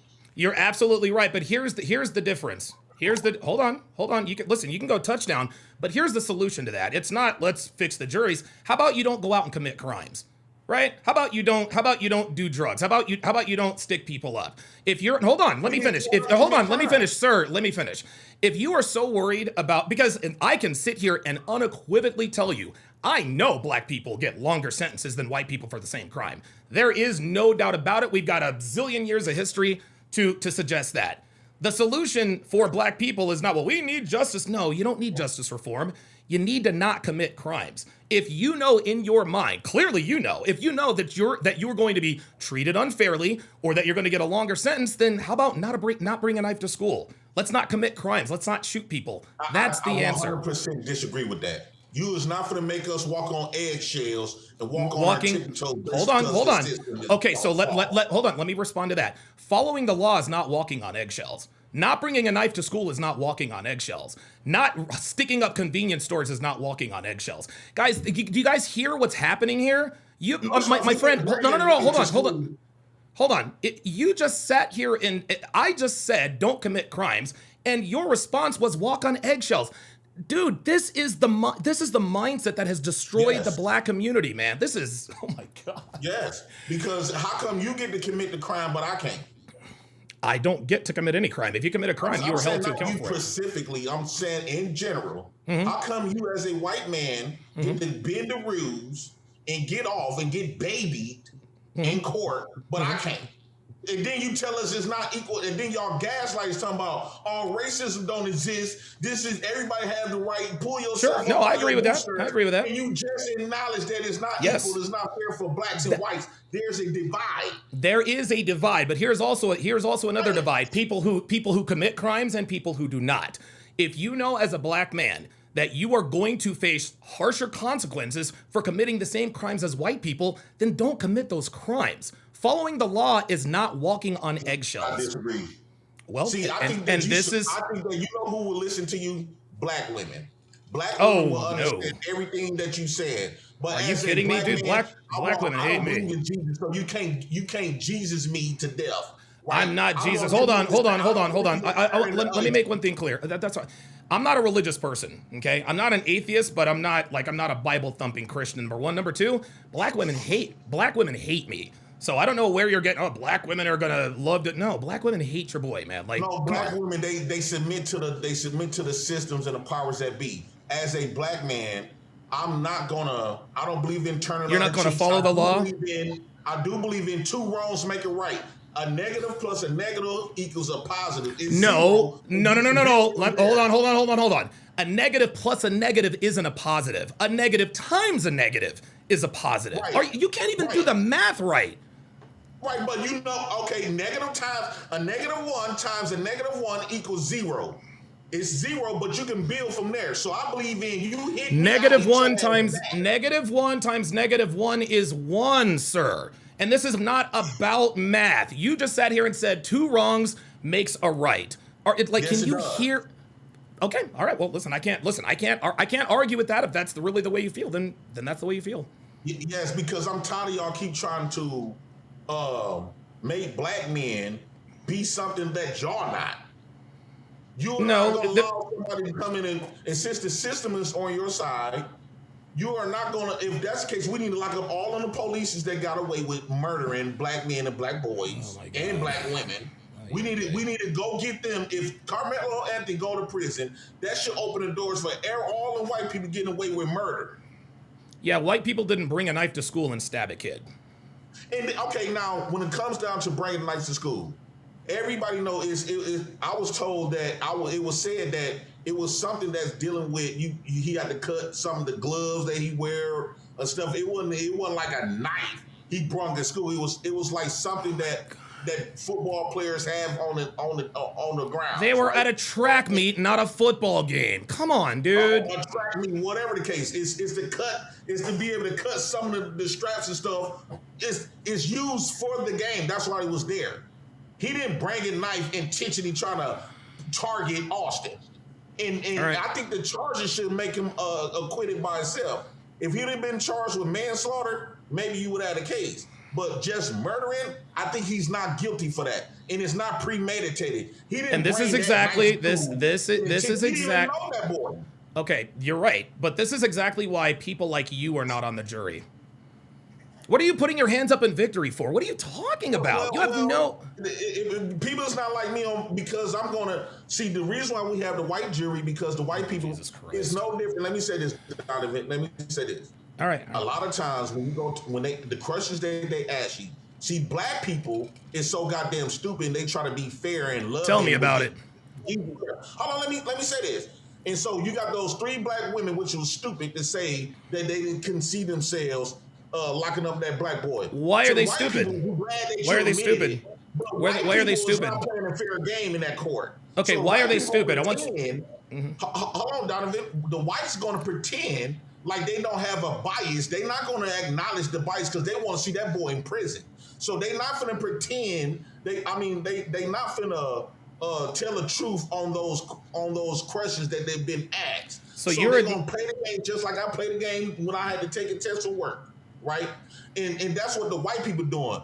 And that's why I say black people, you are so stupid to me.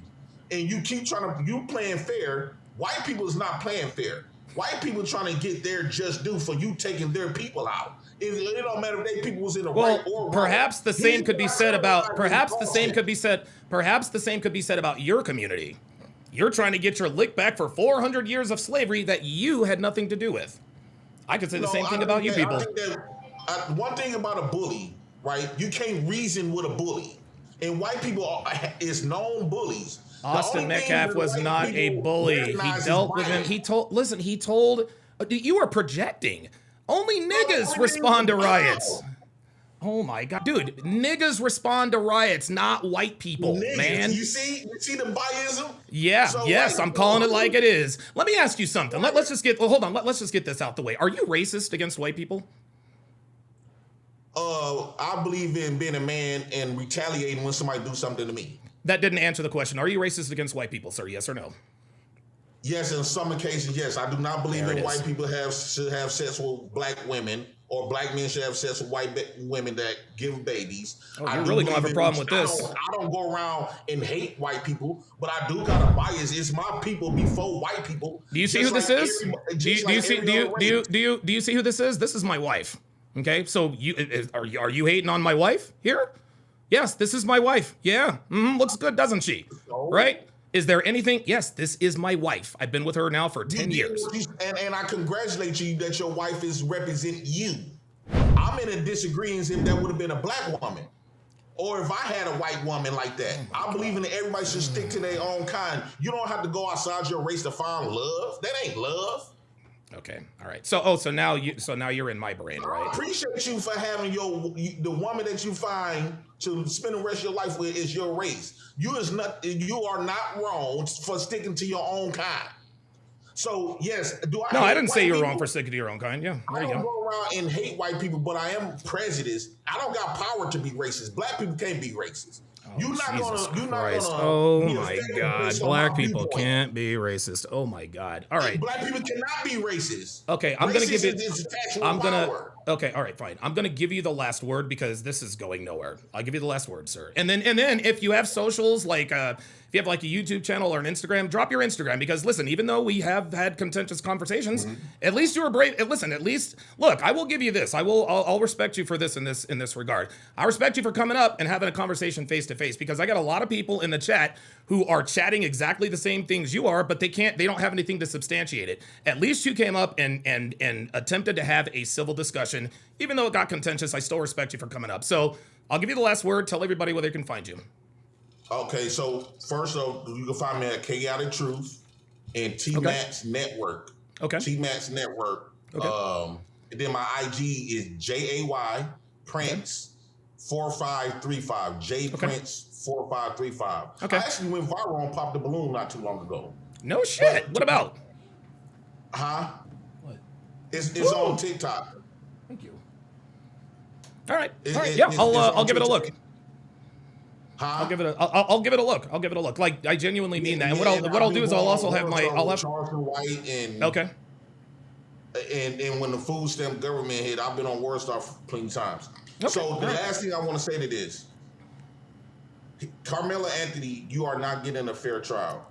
The moment they, out of 500 people, 600 people, 500 to 600 people, they can find 5 or 6 black people. So we wondering, they trying to highlight a handful of 2 or 3, 3 or 4, I would say 3 to 6 black people, right? Okay. To say that they had ill intentions on the jury. What about the other 490 some people, right? How come they not highlighting the white people that had their bias? But they keep trying to narrate the bias off the few, about, I would say 10 black people out of 500 to 600. Why they not? First off, I want to talk to those people who allegedly that was black that got banned from the jury, right? Okay. Because one thing we know about white people, when they narrate this shit, they make the shit sound so. Yeah, but again, people like you are literally doing the same. Listen, people like you are literally doing the same thing. You guys are just making stuff up, man. And here's another thing. White people did it too, because they clearly. There it is. There it is. See, okay, fine. White people, what you don't understand is that you are engaging in white supremacy. You are saying that my behavior is okay because white people do it. That's white supremacy. Just because white people do it too doesn't make it right. Okay, and so you think that Karmelo Anthony is not going to get a fair trial because there's not a black person on the jury. I understand why you would think that, but guess what? Austin Metcalf didn't get a fair shake under that tent because Karmelo Anthony had a weapon and he did not. Oh my God. So we going to do that, Donovan? Yes, we are. Yep, we are. So okay, that means we never get it fair, right? It's just shocking to you to see white man die in the hands of a black man. Of a nigga hand is taking a white boy life out. Oh God. That's not what y'all used to seeing. Y'all used to seeing it in the reverse. Yeah, actually we are. No, we are used to seeing it. You ever heard of Irina Zarutska? This dude stabbed. Oh, okay, well, she is a white woman who got stabbed on a train in Charlotte in cold blood. What was his name? Carlos Brown Jr. Yeah. It's all on video. He walked up behind her, stabbed her in the neck 3 times. There's your intent. She bled out right there on the train, and he was heard saying, "I got that white girl." You want to know where that case went? He was deemed he was mentally challenged. Yes, that's what they said. Yes, he was. This is okay. All right. Listen, I appreciate you coming up. I got other folks, but listen, thanks for coming up. We gotta do this more often. No, we are definitely not doing this anymore because you don't know shit and you are arguing in bad faith. So you're done. Like, I'm not doing this more often. No way. I'm not about to give this nigga a platform. Holy moly. Boy, that was painful. Jesus. Yeah. I knew eventually he was gonna go to the you hate black people and all this other kind of. Panda Trucker, you look exhausted. Listen, I'm sorry, dude. I'm sorry. I had to bring him up. Look, my bad. I had to bring him up. He wanted to come up. I brought him up. Okay, so absent what all of just happened, you said that you have an interesting theory on how Karmelo could actually be acquitted. Yeah, but first, did you catch what he said to you? He thinks you're a white guy. Yeah, dude, I don't respond to that. Dude, that stuff just goes in one ear and out the other with these people. I don't care about that. I don't care about that. Your kind, da, da, da, da, whatever. Fine. Yeah, right. You showed him pictures of your wife, and he's like, "Yeah, you stick to your kind, dude. You're not white." Like I caught all that. I choose. Dude, and see, here's the difference. I'm a black man. That dude's a nigga.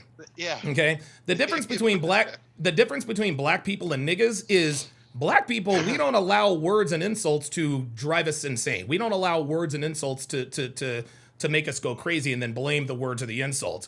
Black people, Right. I've been called worse than stick with your own kind. I'm not worried about that. Who cares? So you and I both know that Anthony's defense of self-defense is all but out the window. Yeah, it's over. Yeah, there's no way he can claim self-defense. Yeah, that's it, man. One thing that could get him off is this. In every interview you've had so far with people of certain communities, they all talk and act and have the same thought pattern as the next person. And so the one thing that I can think of in all my interactions with the N-word people, not black people, but N-word people, Niggas. Mm-hmm. Yep. I'm trying not to get your show canceled again. Yeah, don't worry about it. I ain't tripping.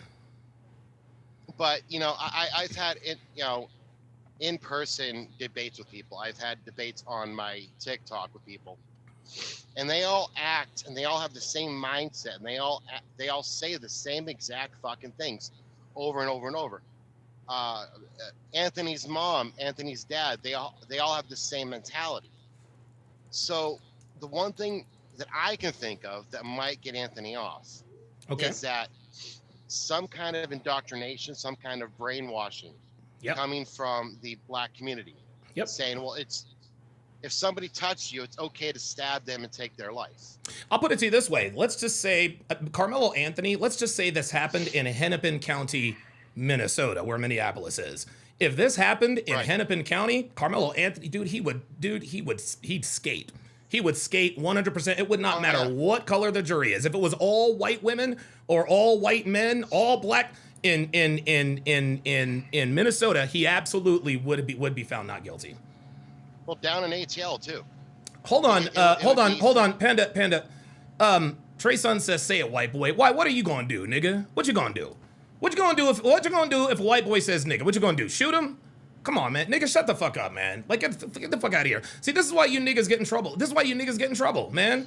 Because that's all y'all do. Say it, white boy. What are you going to do? And if you do something, this is why you people are in shambles. Please continue, Panda. Jesus Christ. I mean, it won't be the first time. It won't be the first time he used that word. It won't be the last. You know what I'm saying? But yeah, but yes, I do agree. I think if people on the jury are indoctrinated, if they're indoctrinated, then yeah, I think that might be his only way out of this. Right, and I think that's also another reason why the judge didn't want certain people on the jury is for that reason, that the indoctrination of, well, he's a little black boy, we're not going to send a black boy to prison. Well, that little black boy committed a horrendous grown-up crime. Yes, he did. And like you mentioned, racial idolatry. They're not going to send a black person to jail because they try to justify in any old fucking way that they can. That's the way it goes. All right, Panda, I gotta run. Thanks for coming up, man. That is actually to be. Yeah, of course. That's actually not a bad. That's not a bad theory. I've said it before. That I could genuinely. I said this early on. I said that there is a world in which Karmelo Anthony can walk. And that is if you have, liberal people on the jury that will acquit him just because he's black and Austin Metcalf was white. So yeah, I mean, listen, I don't know that that's what's going to happen, but at this point, I don't think so. I I think he's probably going to be convicted. And if his attorney, Mike Howard, were smart, he would try to plead out, but they don't have any leverage, man. They really don't. Bad Rastafari with the $25 super chat. Says, I want my money back, but real talk, you have the patience of a messiah. You have earned this holy Brayon plague. Yes, sir. Let's go. Let's go. Ay, ay, ay, ay, ay. Oh, boy. Oh, boy. Okay. All right, sis run. True's none. You got to go because all you're doing is running off at the mouth. Who else? Who else? Who else needs to go? Who else needs to go? Who else is in here just talking crazy, man? Because y'all just, dude, you niggas just be in here talking. Legend said with the $5 super chat says he was told to leave 15 times, refusing to leave the tent. If I'm afraid for my life, you only have to tell me once to leave or not tell me at all. There you go. There you go. Guys, listen, I hit him with fact after fact after fact. That's the problem with these people. They don't care. They don't care about the truth. They do not care about the truth, man. Sheila asks, you think Karmelo might have stolen stuff in his bag? Yeah, it's possible. It's possible. But even if Karmelo had stolen something, that's not the worst crime he committed that day. That's not the worst crime he committed that day. Ms. Jimmy's Girl says, Collin County is all Republican, but the heart of the Bible Belt. Yep. Yep. Alden Outdoors says, I love when people talk tough behind a keyboard. Yeah, they all do.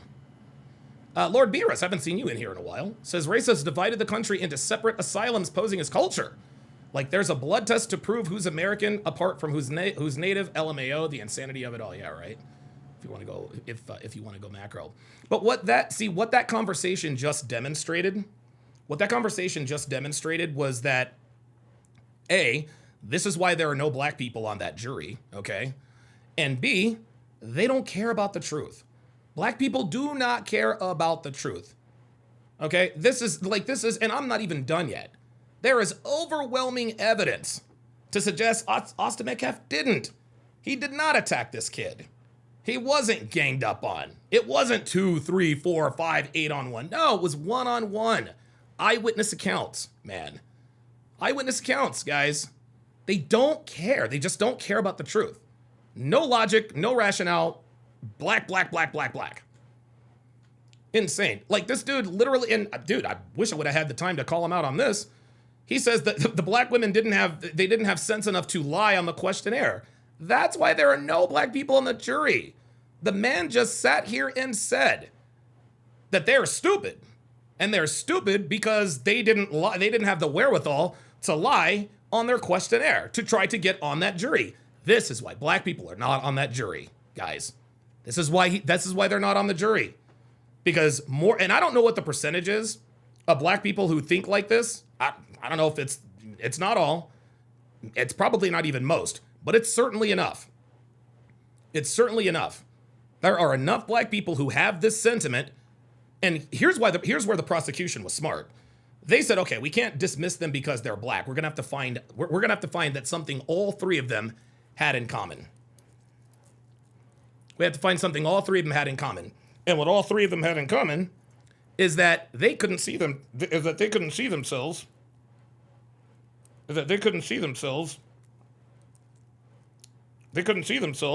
Convicting a black boy and sending him to prison. They couldn't see it. You can't have someone on the jury who already has their mind made up. Danny Gonzalez with the one has gifted one Donovan Sharp membership at Rodimus 580 to welcome him to the family. Yeah, Rodimus, is that after Rodimus Prime? Because if that's after Rodimus Prime, you're a gangster. Danny Gonzalez with a $2 super chat says, cool. Oh, that's a funny emoji. Alden out. Oh, wait a minute. Alden Outdoors. Sheila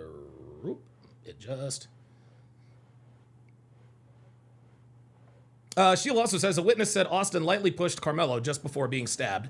Yeah, I know. Like, dude, this is like it's over with, dude. Like, this is done. This is done. Absolutely over with. Wow. Okay, let's go back to the testimony. So here are the live updates. This is from today, as a matter of fact. So at 2 p.m., and this is local time, Eastern Standard, Central Time. Dr. Elizabeth Ventura, the Collin County Chief Medical Examiner, took the stand. Metcalf's parents and other members of the Metcalf family chose to leave the courtroom. Why is this? Hang on, y'all. We do it live.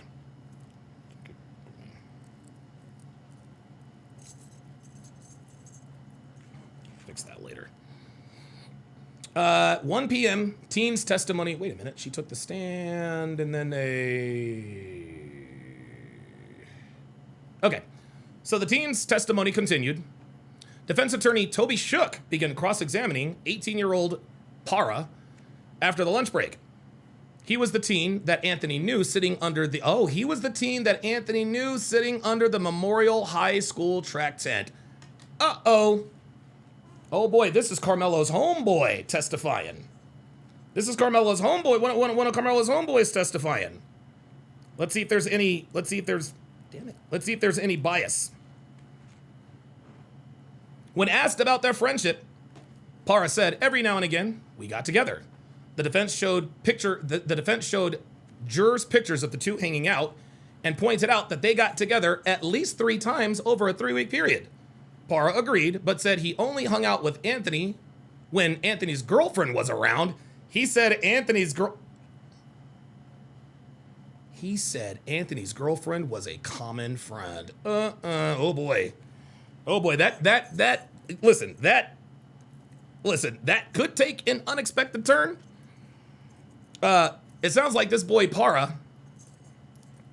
It sounds like this kid Para is about to get with Karmelo Anthony's, soon-to-be ex-girlfriend. Karmelo Anthony's going to have many girlfriends in prison, or many boyfriends, rather. Shook asked Para why he didn't speak up when his teammates were asking Anthony what he was doing under the tent. I didn't feel the need to, he said. Okay. 11:15 a.m. I don't know why it's going backwards. Eddie Parr, the team, knew someone I knew. Yes, sir. Okay, so he says, you are the common denominator between Karmelo Anthony and Memorial, the prosecutor asked. Yes, sir, he said.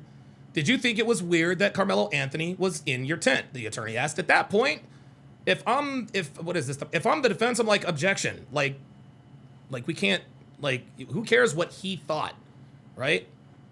Like if I'm the defense attorney and he says, do you think it was weird that Karmelo Anthony was under your tent? Why did Mike Howard not say, objection, Your Honor? This is speculative. I'm not even a lawyer. Objection, Your Honor. What Para thinks is weird or not weird has nothing to do with what happened. So, oh my God, Carmelo's being let down by his people and his lawyer. Jesus. Yeah, Para said.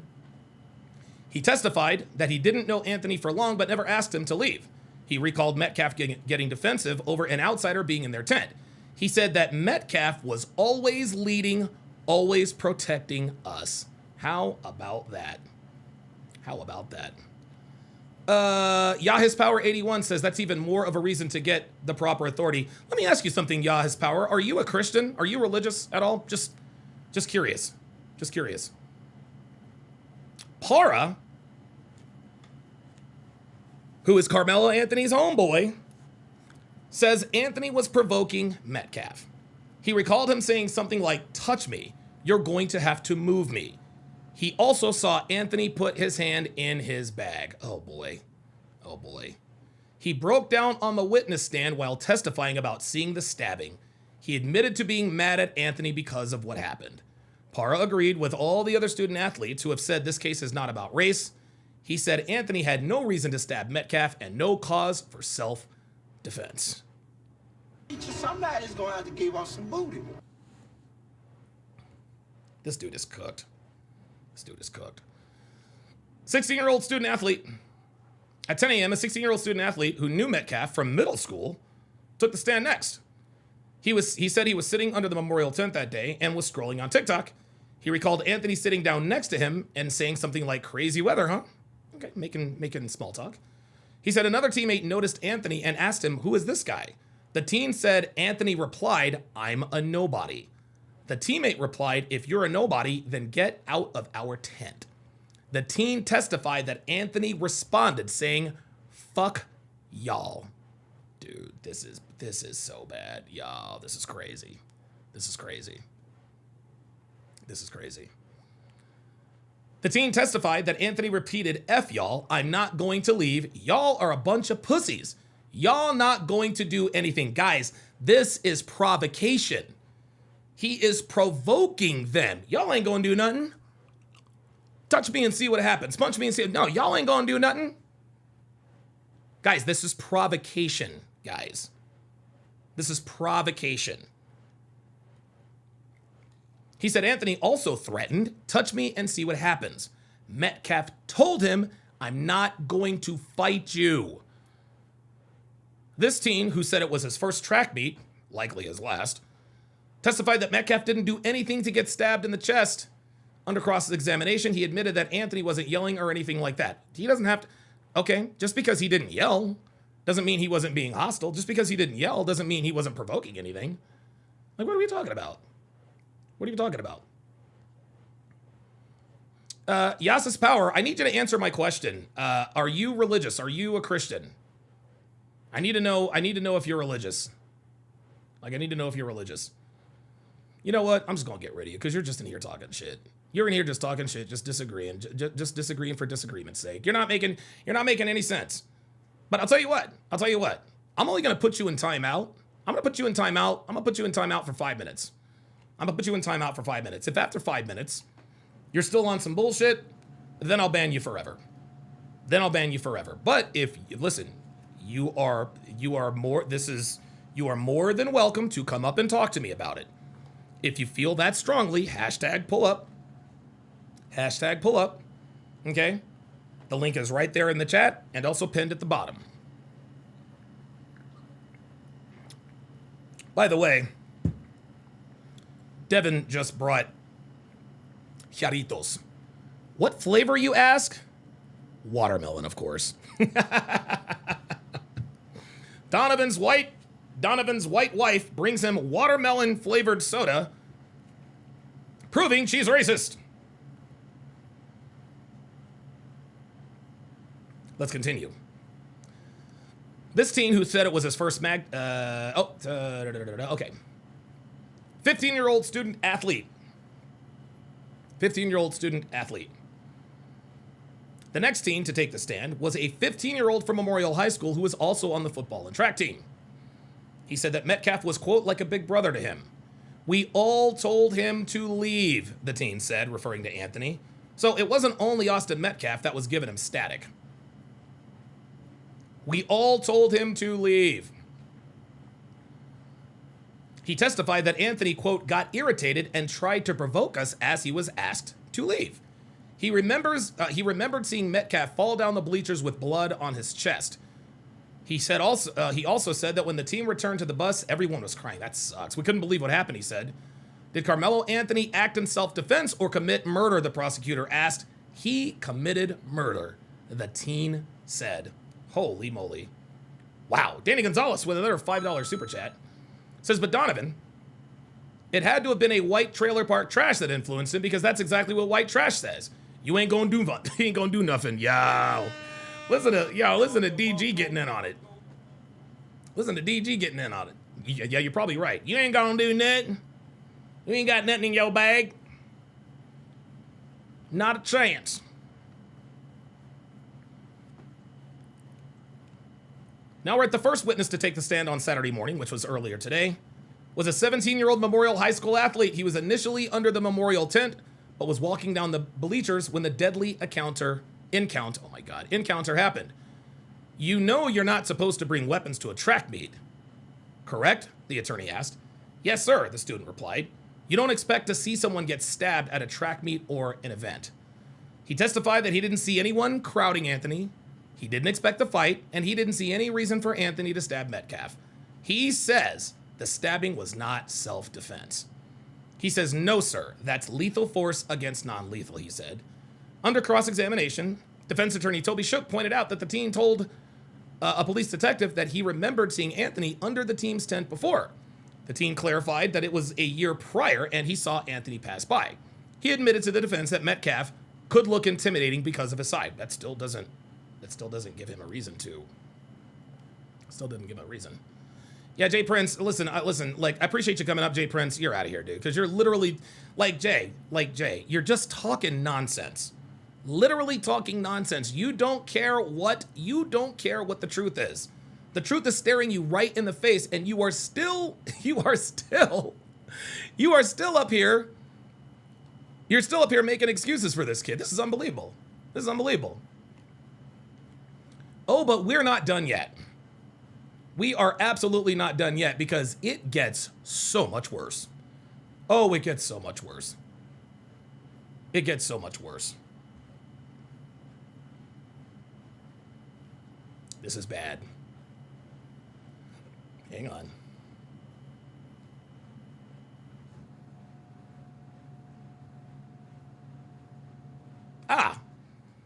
So this is from this is from NBCnews.com.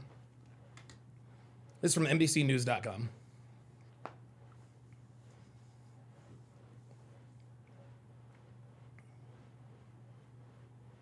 It says Karmelo Anthony jury views the video showing aftermath of fatal stabbing. Oh, wait a minute. Looks like hold on.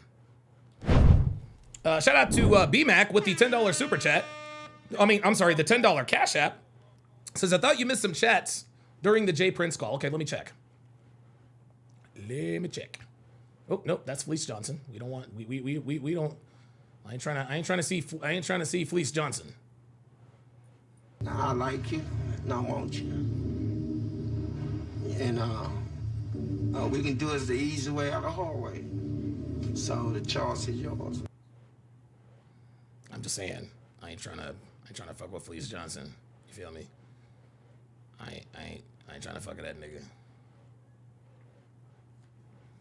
Ain't trying to fuck with that nigga. All right, let me check my super chats here. Let me see if I missed any. Oh, guys, we are not done by a sight. You guys are, dude, this is gonna be like, this is all bad. This is all bad. Let me check and see what we got here.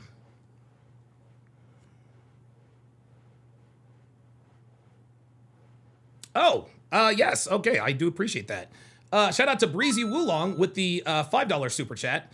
Says Jay doesn't realize that 3 black teenagers testified against Karmelo. That's exactly right. Breezy Wulong, 33, with the $2 super chat says, based on his logic, Chud the Builder is innocent. Yeah, but Chud the Builder didn't kill anybody. P Sensei with the $10 super chat says, bro, I'm just watching. It's so many stories. I don't know what the truth is, so just waiting for the verdict. I'm not on a side or trying to argue with you and still enjoy your shows and blessings to you. Yeah, I don't know, man. I think that's, listen, I appreciate the super chat, but dude, like that's disingenuous, man. Like what you have seen and heard to this point, if you're not convinced of his guilt, like I said, I can't help you. Mac with the $10 super chat says, what these fools don't understand is that a lot of us are black and we've lived around niggas. We know nigga behaviors. It's unsatisfactory. Yep. Absolutely, and those are the ones I missed. Okay, I appreciate that. I appreciate you letting me know what was going on. All right, let's go back. Let's get back to the live here. Oh shit! Hold on, I gotta make sure I don't miss the Stanley. Oh, the dog show is on. Oh, dude, it's the Cavalier King Charles Spaniel. Hey, how about that? Hang on, guys. There it is. Gotta make sure I. Oh shit, dude. All right, so Carolina and Vegas are playing. It's Game 3 of the Stanley Cup Finals, and it's all tied at 1. Just don't let fucking Logan fucking Stankoven get the goddamn puck. Jesus. Okay. McKinney, Texas. Witnesses called by the prosecution in the final stabbing. Oh my God. Can you guys please forget that I just said that? Like, that's probably the worst. It's probably the worst snafu I think I've ever had.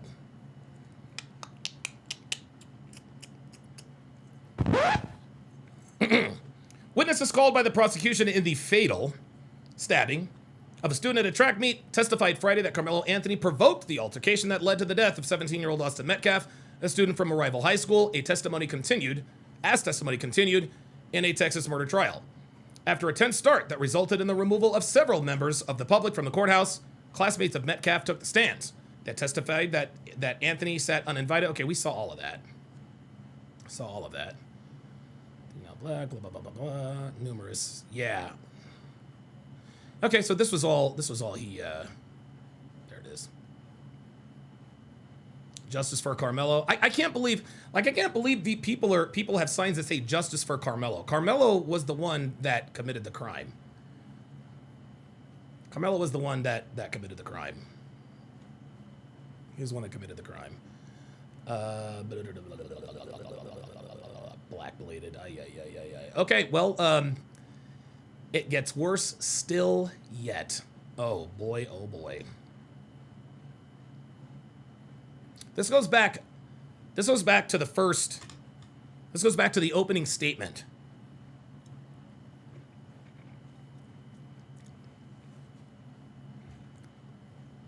This goes back to the opening statement.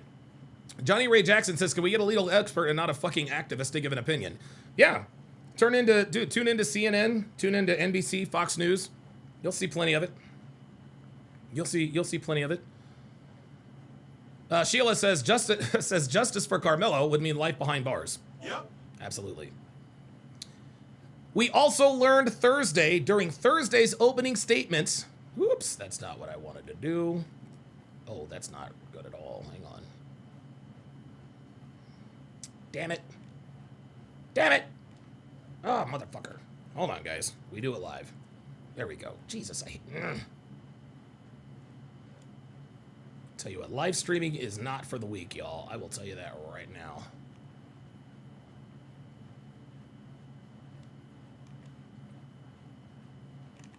Okay, let me... 2 seconds, guys.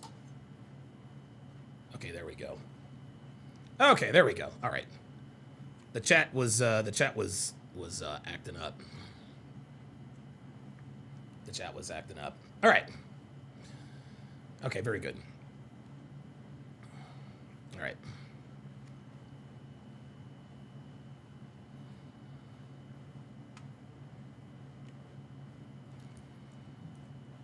Okay, let's continue. Sorry about that, guys. Slight delay. We also learned during Thursday's opening statements that after Anthony stabbed Metcalf, coaches working for Metcalf's school had to chase Anthony down and detain him. Did you hear that? Had to chase Anthony down and detain him. He tried to flee the scene, guys. He tried to flee the scene. If he really thought that his actions were justified by self-defense, why would he run? Why would he ditch the weapon? The prosecutor stated that Anthony tried to exit the stadium after disposing of the knife. But as Anthony fled, Austin Metcalf's twin brother Hunter lifted Austin's shirt and saw a, quote, gaping hole in his chest. My God. At that point, bystanders pointed out that Anthony was running away. And some of his coaches ran after him. This was when a student named Hudson Dean told an athletic trainer that he saw Karmelo Anthony throw a knife into the stands. Oh my God. Meanwhile, a coach named Joshua Redman, who stayed with Metcalf, recognized immediately that, oh man, that he was going to die. Redman had military training and said Metcalf was making very labored breaths, indicating that his brain was running out of oxygen. Oh my God. Metcalf lost his pulse before the ambulance arrived on the scene. According to NBC, Anthony fled the scene and tried to exit through the front gate. Fled the scene and tried to get away. He attempted to blend in with the crowd, which was rushing out of the tent. But he didn't get that far. Several coaches stopped him before he made it to the exit. This kid tried to get away. He tried to get away. Guilty people, dude, innocent people don't run. Daniel Penny didn't run. Kyle Rittenhouse didn't run. George Zimmerman didn't run. They all knew that they were justified in acting in self-defense. Insane. Oh, Tabasco's Academy. Oh my God. Oh my God. Tabasco's Academy with the very first super chat On my alternate channel, $10 super chat says Cavalier King Charles. I love those guys. Yo! There you go. BS Profile says, I hope he shares a room with Diddy. No, he's not going to share a room with Diddy. He's going to share a room with this nigga. Somebody's going to have to give us some booty. Mm-hmm. Yes, sir. Yes, sir. Yes, sir. Felice Johnson is going to be his roommate. Felice Johnson. Hang on a second. Give me a second. Dude, Johnny, get the fuck out of here, dude. You're just in here causing goddamn trouble. Shut the fuck up, man. Get out of here. It's fucking Johnny Ray Jackson ass nigga. Fuck out of here, man. Yeah, dude, just get out of here, man. You're just in here talking shit. Fuck out of here. Innocent people don't run, guys. In particular, the article continues, Coach Robert Starr, who worked as head track coach at Metcalf School, testified that he, quote, hopped over a gate and approached Anthony to stop him. So Karmelo Anthony was trying to leave the scene. There's no question about it. There's another major element of this trial that until now has been minimized and downplayed by the media. It's the surveillance video showing parts of the altercation from a distance. This is footage that hasn't been released to the public. The authorities are hiding it just like the British government is hiding several videos involving the murder of Henry Nowak, right? But as we've discussed, a small number of news outlets have been allowed to see the video and describe it to their audience. In every case, the outlets have said it's useless. They've told us for an entire year that there's nothing interesting about the footage. But if that's the case, it's very odd that the prosecution made the video a centerpiece of their opening statement, as well as the first testimony that the jury heard. Jurors watched two versions of the footage, a raw video and a version that was enhanced. And then prosecutors questioned a video forensic expert who works with the DA's office about the footage. The entire tape lasted for 15 minutes and 20 seconds, and it begins with the Metcalf brothers entering the stadium.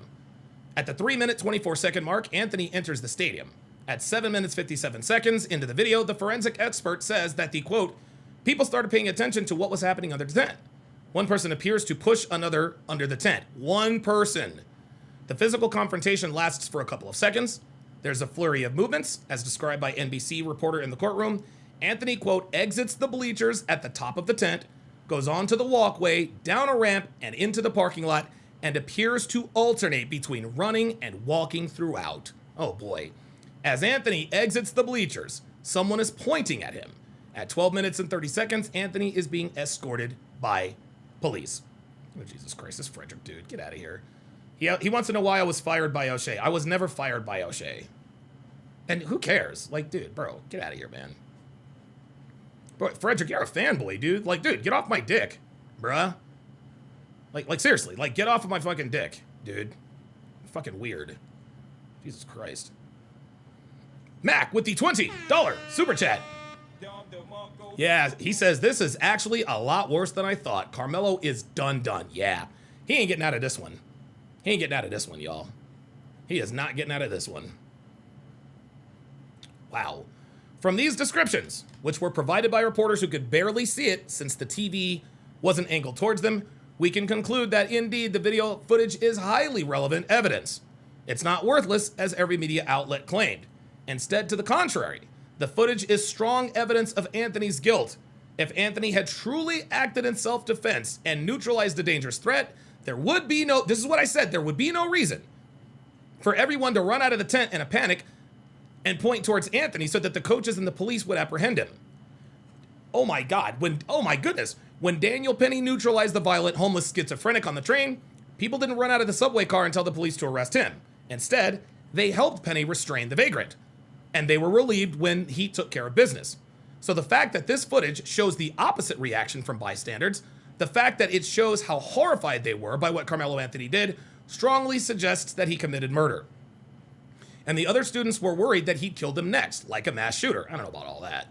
And it's obviously they weren't worried about that because, dude, remember, he tossed the knife and ran, so I don't buy that. It's also important to point out that one of Austin Metcalf's teammates, who is black, ran after Karmelo Anthony. New state witness Vincent Cooper, a coach at Frisco ISD, is now testifying how he assigned to manage Karmelo Anthony after the stabbing and stop him from leaving the football stadium. Later, Cooper was asked to calm down a teammate of Austin Metcalf, pictured below, who was angry about Austin's stabbing. Austin's teammate, who is black, wanted to attack Anthony. He stabbed my brother, the black Memorial teammate of Austin Metcalf said.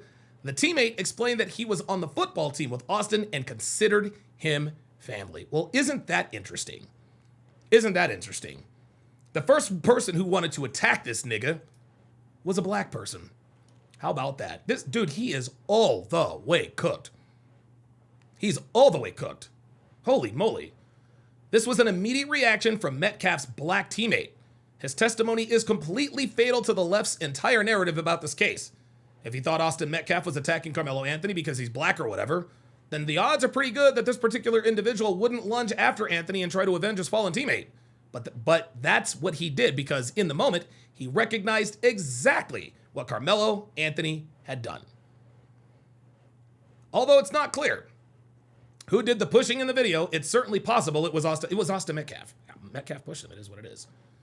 Witnesses said that Metcalf, as a part of his effort to get Karmelo Anthony out of the tent, applied some physical force. But obviously, when you're unarmed and you push someone without even knocking them over, you're not using lethal force. The person you push isn't allowed to murder you because he can't possibly have a reasonable fear for his life under these circumstances. Remember, he kept provoking. Touch me and see what happens, blah, blah, blah. You don't provoke someone that you are genuinely afraid is going to kill you. Incredible. If the attacker is in the wrong team's tent, where he's not supposed to be, and he is daring someone to push him, and he knows he has a knife, and his victim does not, then there is no viable self-defense claim, period. Along those lines, one of the most important parts of Thursday's testimony zeroed in on the fact that Anthony was in the wrong tent. Robert Starr, the head track coach, testified that, quote, a tent marks your spot. He said it's a, quote, big deal to ensure other people are kept out of the tent for a variety of reasons, including keeping property safe from theft. This is why Austin Metcalf told Karmelo to leave the tent. And it wasn't just him, it was everybody. That white boy, he didn't bully him. He told him, I don't want to fight you, dude. Just leave the tent. Additionally, on the day of the stabbing, Coach Starr had texted Metcalf telling him and his brother that they needed to, quote, be leaders for the day and step up. Oh my God. This is why, guys, this is why Coach Robert Starr, I think Robert Starr probably feels some level of responsibility, because he told them to be leaders, and that's exactly what Austin did. They needed to assist. They needed to, quote, assist with getting tents off buses and carrying heavy equipment. Metcalf responded, for sure, coach, got you. And after Metcalf's death, Coach Starr testified that he replied to that message, I love you, man. Sorry, I didn't say it enough. Oh my God. Dude, this is crazy. King Life with the $2 super chat says, Donovan, I sent you something as well. Okay, let me check this out here. Okay, all right. I'll play that. I'll play that right after I get done reading this, because I'm about to bring this to a close here. Yeah, I've been doing this for 2.5 hours. My voice actually sounds a little bit better. We're still tied at 1 in the Stanley Cup Finals, Game 3. Yes, Detective Life. Yeah, listen, when Detective Life is on the case, that's it. That's it. The point is, by the broadly accepted standards of the track world, Karmelo Anthony was trespassing. On cross-examination, Karmelo's defense attorneys tried to make the argument that occasionally, students will go into the other team's tent to chat briefly, especially if they see someone they know personally. And Coach Starr agreed that in certain situations, this does happen. In this case, Karmelo Anthony's defense attorneys say he saw someone named Edwin Parra, who is the Parra, in the Memorial High School tent. Memorial is Austin Metcalf School, and Parra is supposedly, quote, a close friend of Anthony's girlfriend. That's a problem. Karmelo Anthony, the lawyers say, had reason to remain in the tent with his acquaintance because it had begun raining. Evidently, Karmelo Anthony's high school, Centennial, didn't have its own tent. They only had a tarp. Contrast Anthony's behavior with, say, Kyle Rittenhouse, Daniel Penny, George Zimmerman, Rick Chow, or anyone else who engaged in lawful self-defense and who the left tried to send to prison for the rest of their life. None of these people attempted to flee after they eliminated the threat. Kyle Rittenhouse walked towards the blockade of police in Kenosha. Daniel Penny remained on the subway platform. George Zimmerman didn't move an inch from the pavement where Trayvon Martin tried to smash his head into a pulp. Rick Chow stayed at the gas station and voluntarily provided a comprehensive statement the moment they arrived. Not that it really needs to be spelled out, but in general, innocent people don't flee the scene after they defend themselves. They don't try to hide the murder weapon, and they don't lie to investigators about what they were doing. Guys, this is it. This is it. There's no way Mello is beating this. We can call him Mello, Carmelo, whatever. Dude, this is it. He's cooked. He is absolutely cooked, man. Absolutely cooked. Absolutely cooked. WTC Vidman says, I have a theory that Mello's girl was cheating on him with his homeboy, Para. Yeah. I actually thought about that.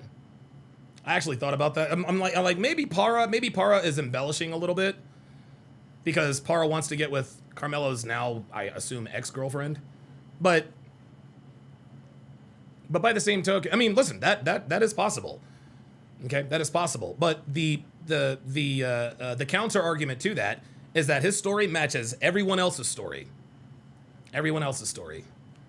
Yeah, he's done. He's done, guys. He is absolutely done. Yeah, he's deep. Like, that's it. I don't know how he, like, guys.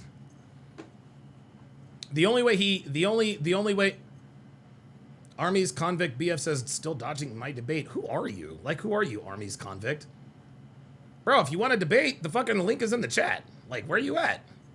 What the fuck is wrong with you, man? Dude, I pinned the link down there in the chat. Come on up. Come on up. Army's convict BF. Dude, you're not fucking Jay Prince, are you? Look, dude.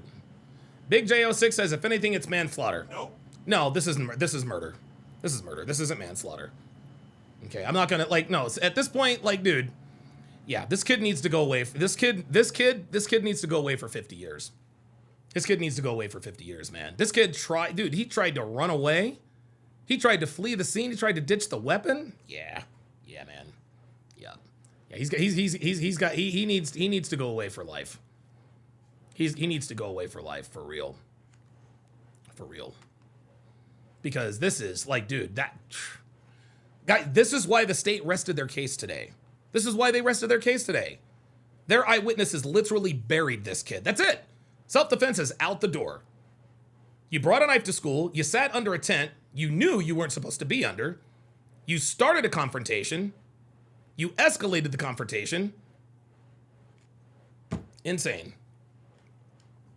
Insane. Somebody is telling somebody to pull up or shut up.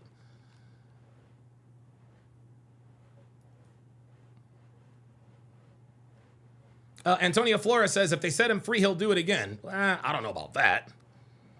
That's not the reason why he needs to be locked up. Not because he'll do it again, but because he's already done it. Right? Oh, there we go. Army's convict says Carmelo will walk free. All right. Wishful thinking. Just because you say it doesn't make it true, and you don't believe that. Where did my window go? Oh, there it is. Oh, cool. Got it.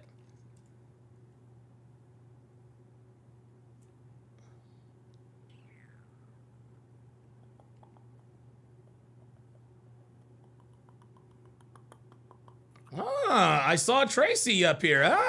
Tracy. Where you at? Now you don't want to be on camera all of a sudden, huh? You saw that I saw you, now you don't want to be on camera. Well, what's the hurry? Yeah, Tracy's not about nothing, man. See, she just wants to come up here and cause trouble. Bro, all right.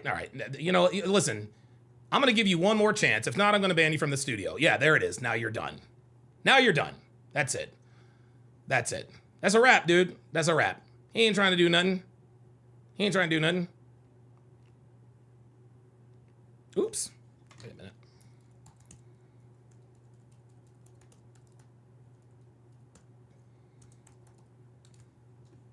All right, let me,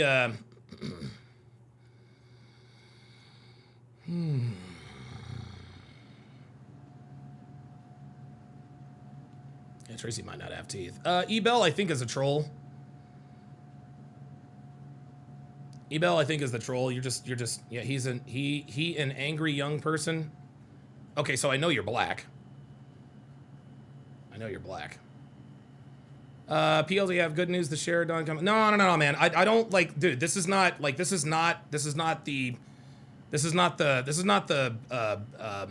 podcast for that. I'm only allowing people to pull.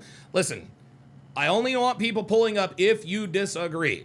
Okay, and I guess I should have repeated that. Because Panda Trucker came up, and then there were a couple of other guys. I'm only bringing people up who disagree. I am doing a live stream tomorrow, so if you want to share your good news, then I'm definitely good with that. Let's see. Let me see here. Big J06 says Austin was the cause, Karmelo was the effect. No, Karmelo was the cause and effect, my friend. Nice try, buddy.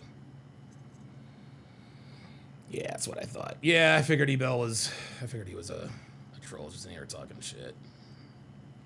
Goodbye. See ya. All right, I'm gonna play the video that King Life just sent to me. I think I am. There it is.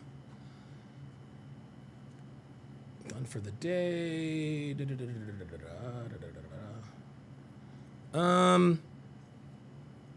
Is there King Life? Is there a video in here?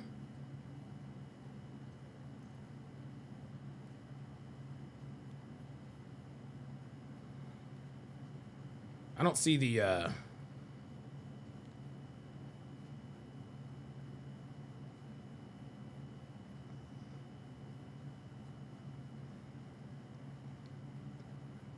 Oh, maybe this is it. Okay. Hello, everybody. I'm Heather Hayes. And I'm Steve Eager. Within the last hour, a jury has been chosen to decide the closely watched murder trial. Oh, yeah, we already know about that. Says, yeah, the messages I sent earlier. Oh, okay, day 2. I'll play this one. Come on. Legitimate reason other than to provoke, because that's what he did. Oh. When I played football, we had an expression. Okay. Oh, there we go. From the bench. There we go. Oh, okay, cool. This is actually, pretty good here. So this video is entitled, "What did Karmelo Anthony's actions reveal?" Let's check it out. Unless you're looking for a brawl. That was what they instilled in us from day 1 of freshman football camp.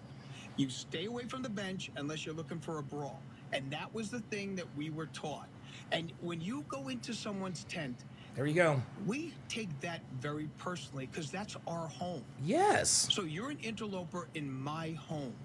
You have come in unwanted, uninvited into my home. Athletes take that very seriously. He should have known that, okay? And he should not have been there. There was no legitimate purpose other than to incite. There you go. And to get a response. Yep. And he did. He absolutely did. Oh, God. What the hell is this? Oh, this is Minister Jap stuff. Yo, somebody get a hold of Jap for me, man. Somebody get a hold of Jap for me, dude, because I don't know what the hell is going on with Jap, dude. I don't know, dude. I don't know what the hell's going on with Minister Jap, man. I really don't.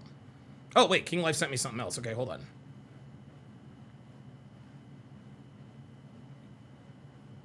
Wow, 1 hour and 14 minutes. Damn, dude. What's in this video? Oh, no. You didn't. No, you already sent that to me. Okay, got it. Okay. All right, I got you. Holy cannoli, holy cannoli, holy cannoli. Michael Stewart says the riots coming from his supporters after he is found guilty are going to be crazy. Yep. And I've actually stated, guys. Oh, Luke Perry says contacted Jap on Facebook. He didn't respond. Dude, I don't know. I don't know what to do, man. Like, he's not responded to my text messages. I don't know if he has me blocked, but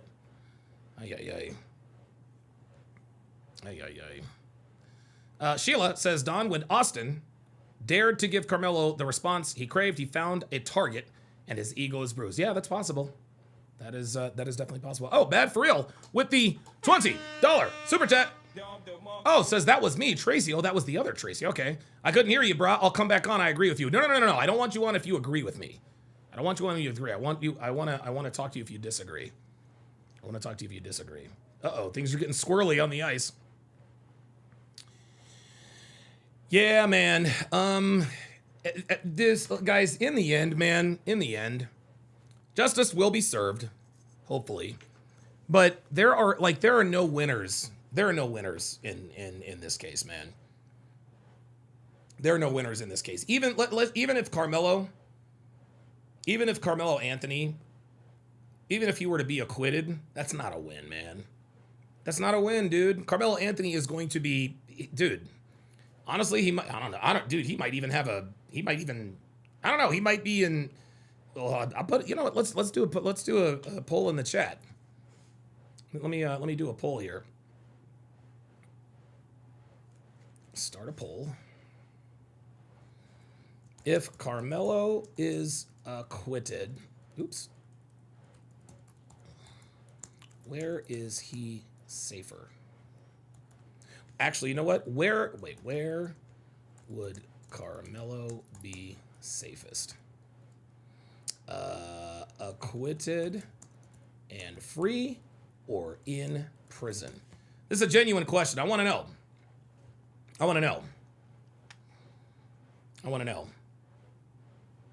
Army's convict, still just talking shit. No, you don't. You don't believe he has a shot to get acquitted. You just wanted to say that. If you want to pull, dude, if you have something to say, then pull up, man. Because after everything that we have seen and heard from my live streams from yesterday and today, like, dude, like,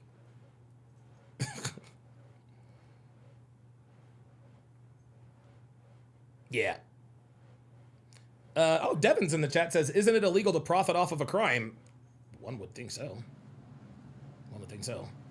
Army Vet 343 with the $2 Rumble rant says, Donovan, did you see the chimp out by the drunk racist black girl on Fresh and Fit last night? Yes, I did. And I will absolutely be doing a video on that.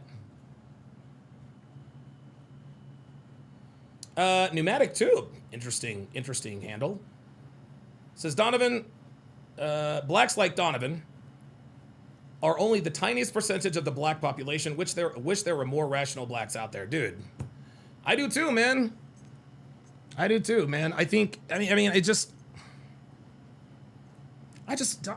don't know why he would bring a knife to school, dude. I just don't understand. And now, dude, this kid, like, think about this, man. This dude is 19 years old. 19 years old, man, and his life is over. It's already over. Right? So like the human side of me feels empathy for him. Not sympathy, but empathy. I can't imagine, like, dude, the first time I ever got arrested, I was 19, was for street racing. I was scared shitless. I didn't want to fucking go to jail. I did not want to go to jail. No, sir. This kid stabbed and killed someone.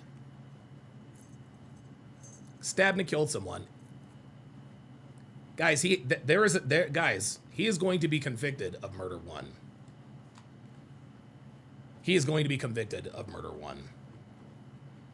Like, this is, yo. And you want to know something? I was actually talking to Devin about this.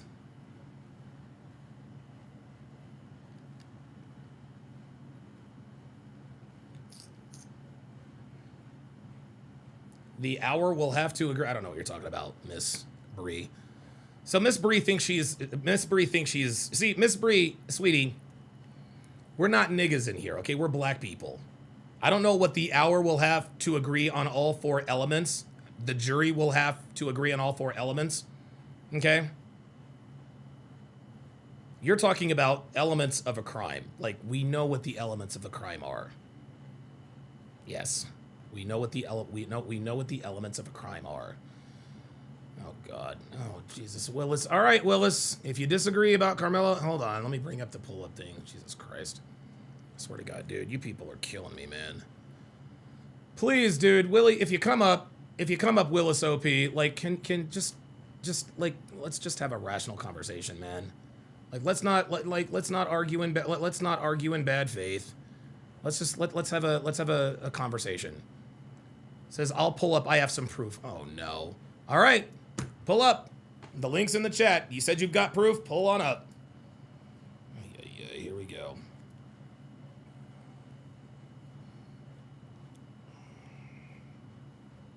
Pull up, Willis. JRC, you're out of here, dude. He didn't have a cleat sharpener in his fucking bag. Stop it. Now you're trying to say track football. See, now you're using, dude, you people exhaust me. Willis, I'm telling you, pull up. The link is in the chat. The link is in the chat. I'm going to put it in the chat one more time. I'm going to give you 10 seconds to pull up, and then I'm closing it. Because at this point, I think you're just trying to disrupt the show. Let me at you, at Willis OP. There's the link. If you want to pull up, pull up.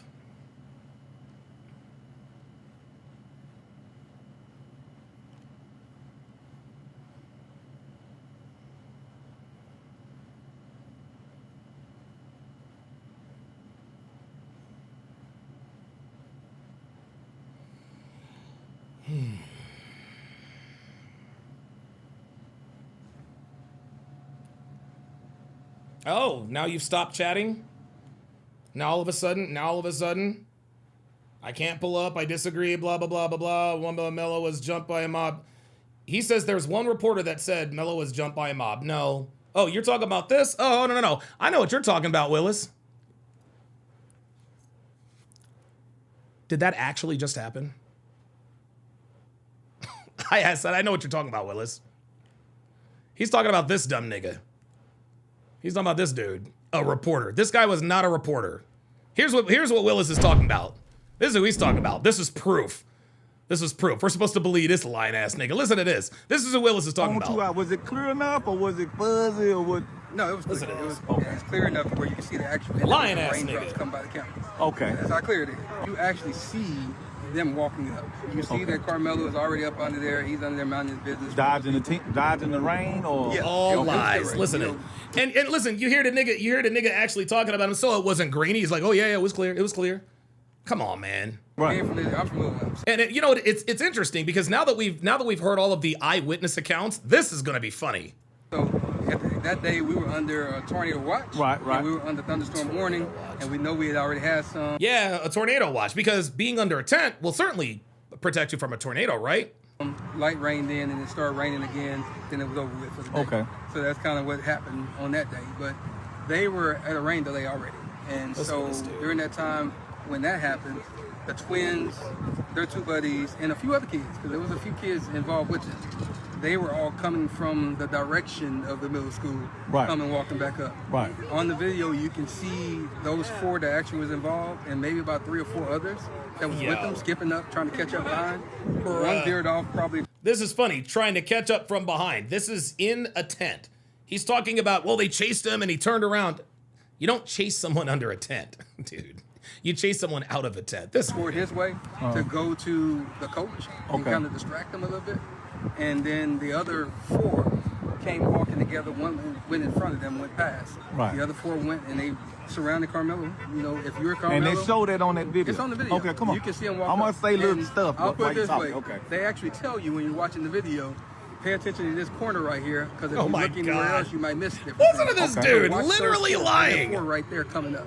Right. That's exactly what they say. Okay. And so you have no way to be confused that it's those 4. Okay. So they come up, they surround them, and this immediate moment of not even a few seconds of pause, then that's when they... Mario Gray said they jumped him. No, they didn't, dude. No, they didn't. Jump.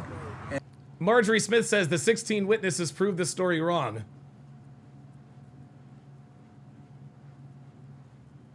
You mean this story? Was this story right here? Yes. And so they actually did jump him. Yeah, it wasn't just no touch. It wasn't just all that moment. Yeah, it was a push. It was all kind of things. But Austin pushed, Hunter hit, and then everybody swung. But at the same time, so it's more than the twins that got some licks on. So it showed that in the video. Yes, in the video. So again, you have Hunter and Austin standing in the middle. Okay. Yo, Yo, I have never seen anybody lie like this. This is And crazy. you have the light bright boy here, and you have the darker boy here. Okay. I think that's what I remember. So I have to go back and think about it. But that's where they were. One was going up. Yeah, Michael Stevens says, oh, they jumped him and he had no injuries? Okay, yeah, exactly. Up and down while they were talking and kind of pushing or whatever he was doing. Austin and Hunter was in front.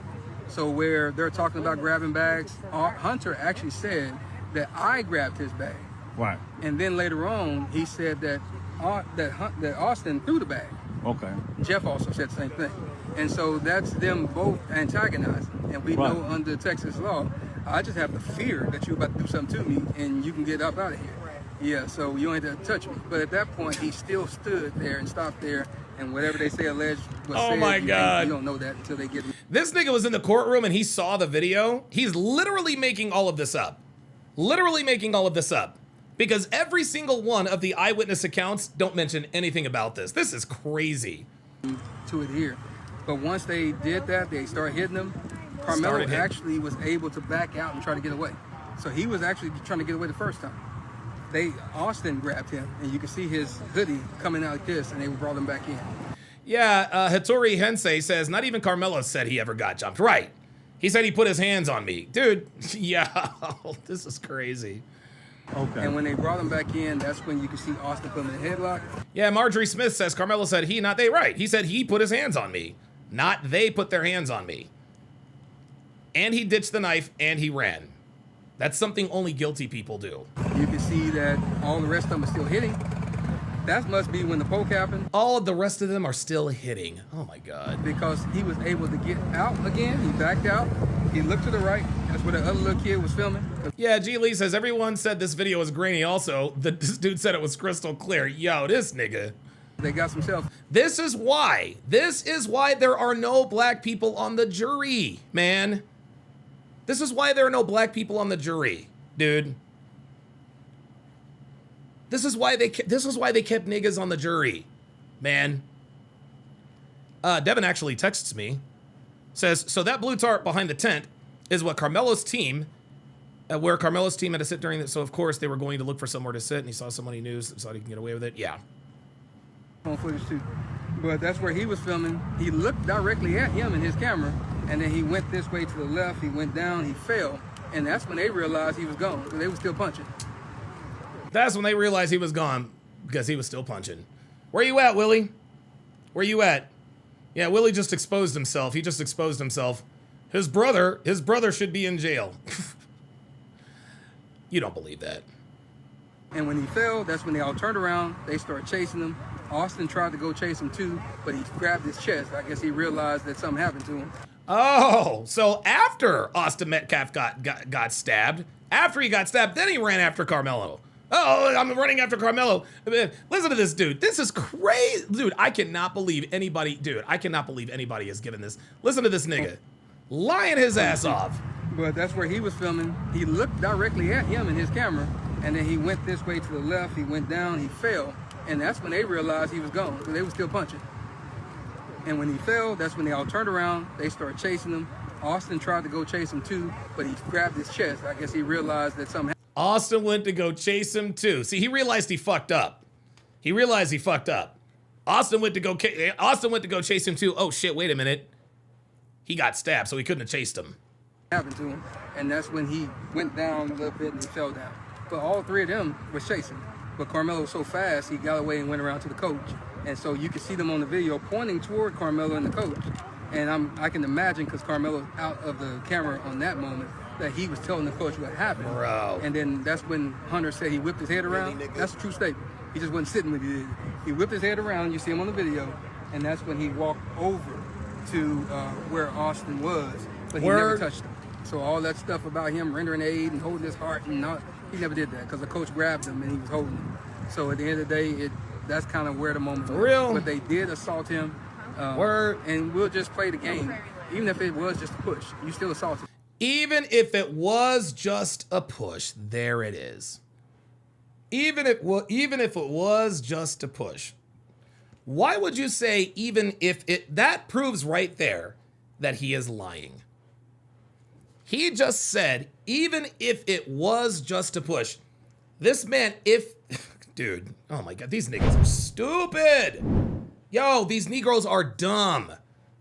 If I saw the video and I saw what happened on the video, I would never say, well, even if it was just a push, you just claimed that you watched the video and saw all of this transpire. And then right at the end, even if it was just a push, he still assaulted him. My guy, you already told on yourself, bro. You already told on yourself. Well, even if it was just a push. These niggas think we're dumb.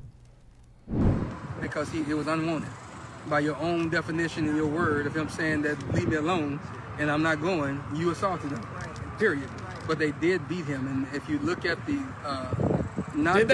photo that Fox 4 put out, because that was one that they actually edited. I have the emails to prove it. But the actual Collin County one, you can see the whelps and stuff on his eye. You can see the bridges. The whelps. Those are swollen. You can see the whelps under his neck. And so that's the reason why they edited the one from Fox and kind of airbrushed it. And you can see they put the locks of his hair that got taken out as well. You seen the Yo. So that's the proof that Willis was talking about. These people are insane. These people are literally insane, man. Oh, wow. Kid Taskmaster says pandering to whites for over 2 hours and not even 400 likes.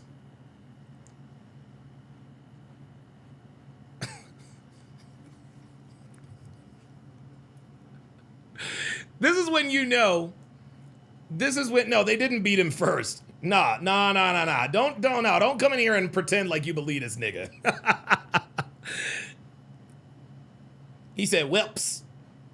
Yo, this is crazy. That is absolute crazy work, dude. Absolute crazy work. What's Taskmaster doing? Pandering to it, so not even 400 likes. See, that's the thing, Kid Taskmaster.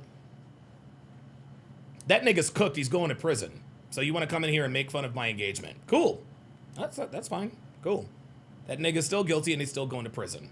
No matter how many likes or dislikes I have. Dumb niggas, man. Ay. That was dumb as shit. Okay, so I can't wait for the video to go public. Willie D live. All right, well, you can go over there and pander just like Willie D does. Yeah, Willie D's a nigga too. You knew Willie D was going to defend this nonsense. Jesus Christ.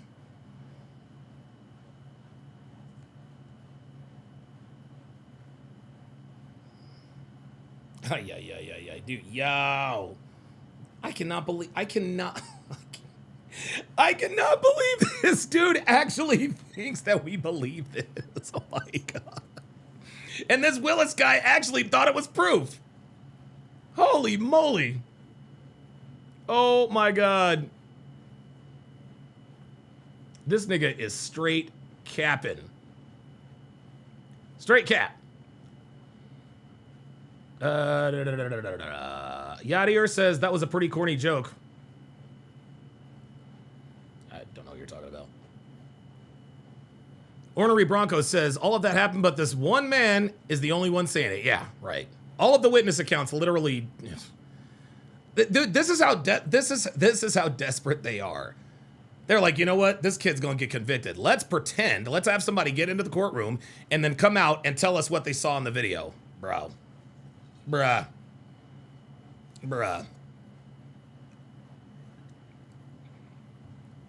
Yeah.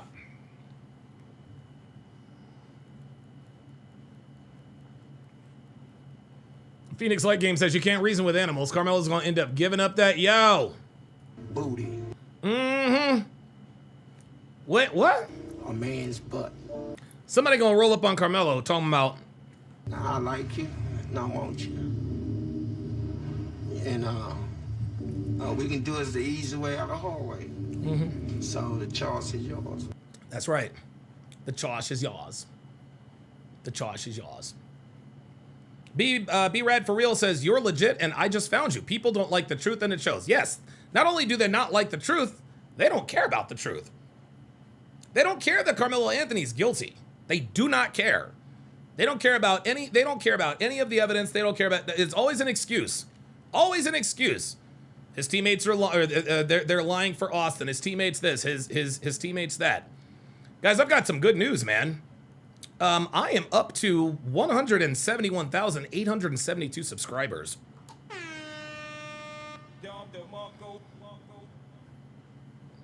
Looks like I might break 172,000 subscribers here in short order. This is what happens. This is what happens. This is what happens when you tell the truth. All right, so I put a poll up.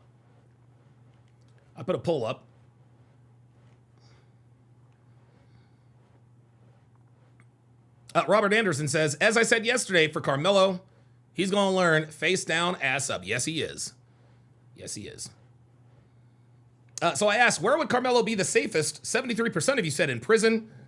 27% of you said acquitted and free. If Karmelo Anthony is acquitted, now look, we got to be reasonable here. We got to be reasonable here. If Karmelo Anthony is acquitted, and I would strongly disagree. I would strongly disagree with the sentence. If I'm the defense, if I'm on his defense, I'm asking for the, I think what the court should do in the instance of a Karmelo Anthony acquittal, I don't know how or if they even could or be legally required or whatever to do this. Okay? I think they should change his identity and give him a house in Omaha, Nebraska somewhere.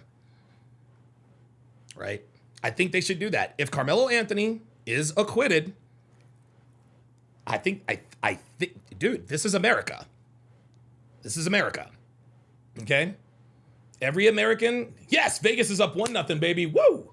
Every American, as an American citizen, you have the right.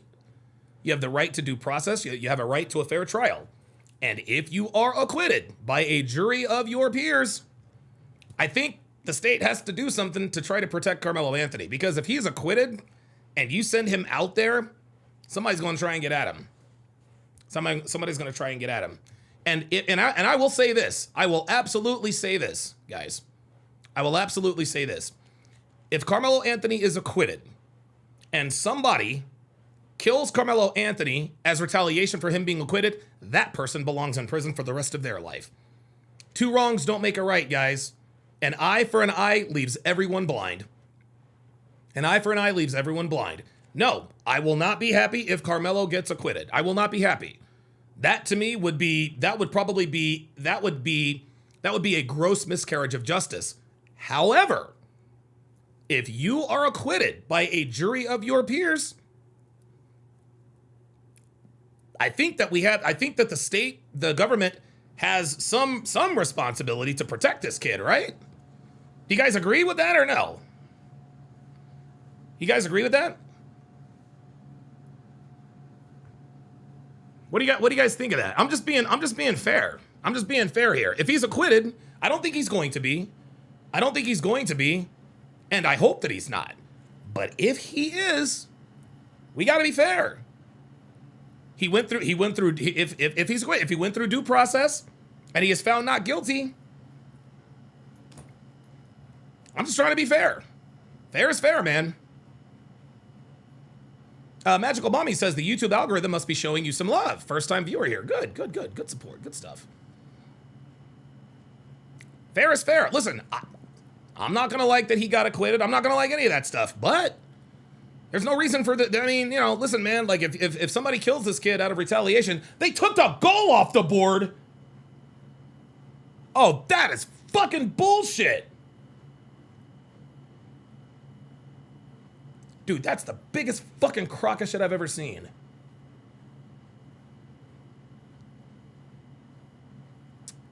Man. Hockey referees don't often get it wrong, but I'm going to tell you what, these last couple of games, dude, they're really... Anyway.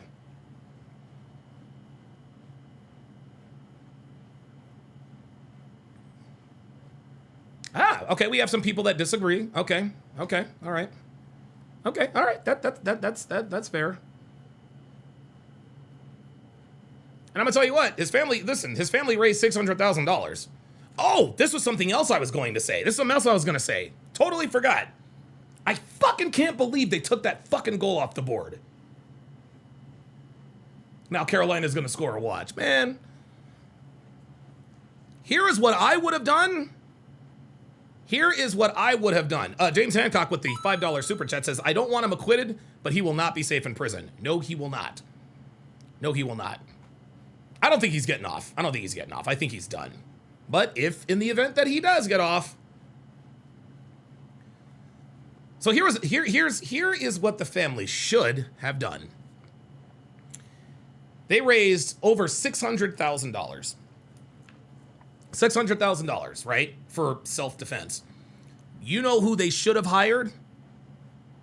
Do you know who they should have hired? Couldn't have hired Johnny Cochran, because Johnny Cochran is 6 feet under. They should have hired Jose Baez, guys. They should have hired Jose Baez. Now, who is Jose Baez, you ask?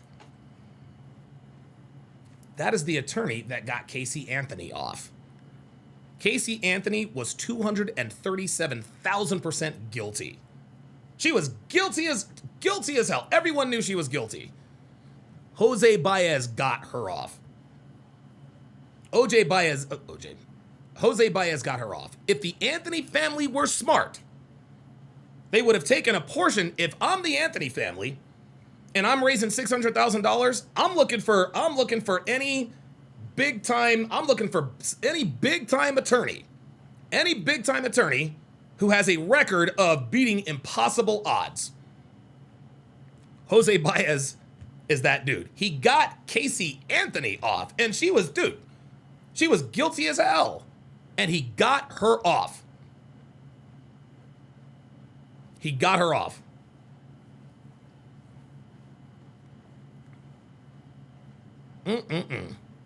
Michael Steven says 600 grand went to his mama's wigs and purses and nails. Yeah, you're probably right.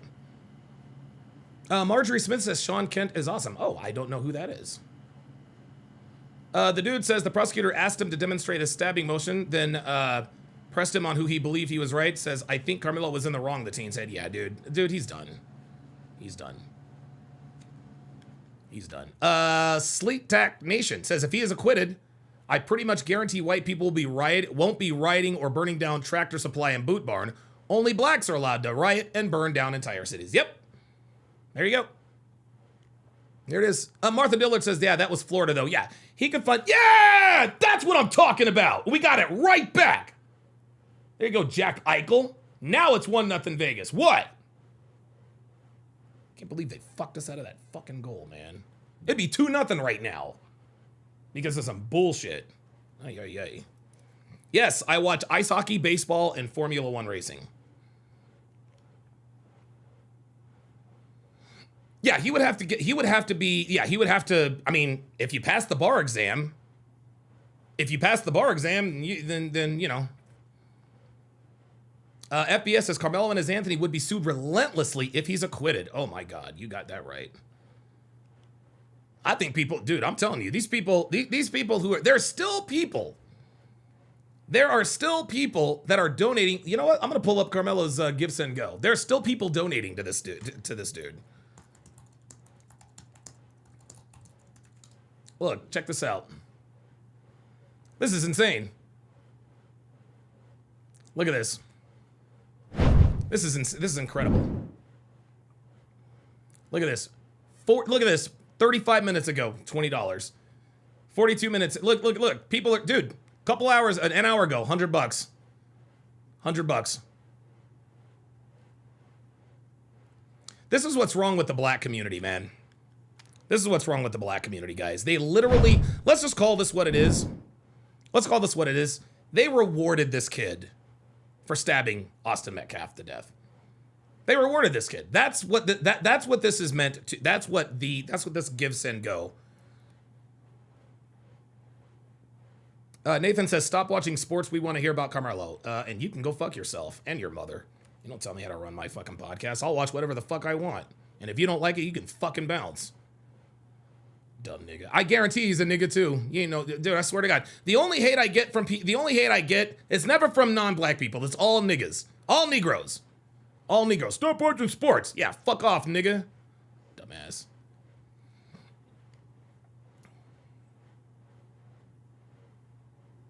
H. Fisher says, I think Karmelo should receive some time. He made a terrible decision, not a lifetime. I disagree. At this point, I disagree. At this point, I disagree. I disagree. I think Karmelo needs to go away for life.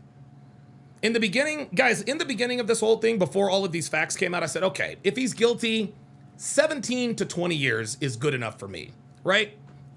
And actually, it was King of Life who put that, that's actually King of Life who put that bug in my ear. He says, you know what? Listen, man, if it went down that way, hey, 17 years, I'm good. Now, he needs to go away forever. He needs to go away forever. He made a terrible decision. And he said not a lifetime. Yes, but Austin Metcalf is never coming back. Austin Metcalf is never coming back. Trip577 says, do you ever get tired? Yes, I do. I do get tired. But I love doing this. I love doing this, and this is why I can stream for hours at a time. 3 hours and 10 minutes. Dude, we streamed for 5 hours yesterday, 7 hours the day before. The reason I don't get tired when I do this, man, is because I love doing this. I love doing what I do, man. I really do.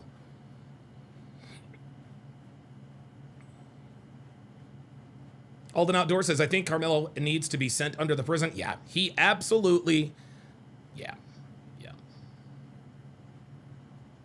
Keaton Mom says, I wonder who the defense is going to call. That's a good question.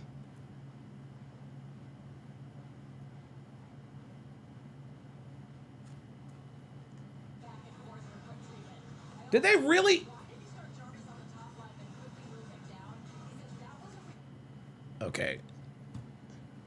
Did they take away another goal? Are you serious? This is incredible. Still nothing. Crazy.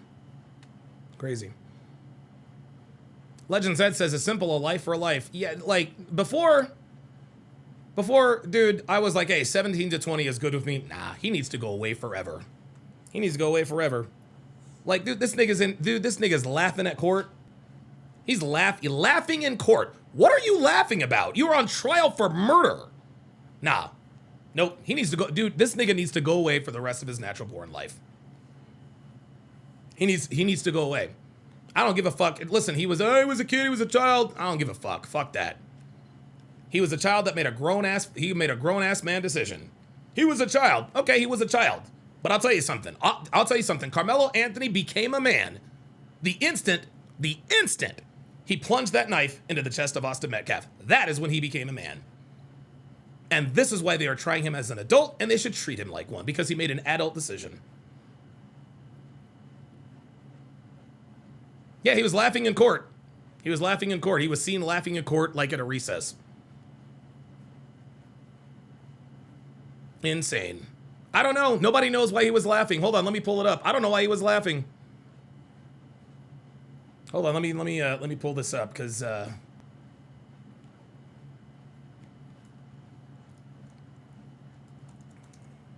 here we go. Here we go, right here. Here it is right here. Check it out. Karmelo Anthony seen laughing with legal team as court adjourns for the day. Karmelo Anthony was seen laughing with his legal team, it says, as trial proceedings ended for the day. The teenager, who remained largely stoic throughout the trial so far, chuckled alongside his lawyers and tossed a water bottle around as people started to leave the room. Why are you laughing? Like, this makes no sense.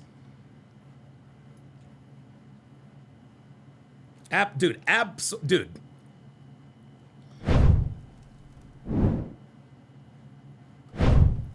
Insane. Seen laughing.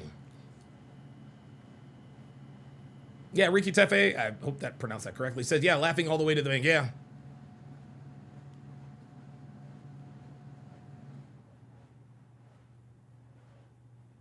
Yeah, Janik L'Italian says it hasn't hit him yet. Yeah, it maybe he just doesn't realize it. It's gonna hit him. Look, I'm gonna tell you what. Somebody's gonna have to give us some booty. Yes, sir. Yes, sir. Yep. Laughing as court adjourned. He tried to flee the scene. He had to be pointed out. He had to be pointed out. And as Trip 577 says, yeah, right after the jury was shown graphic autopsy photos. Wow. Yeah, laughing in court.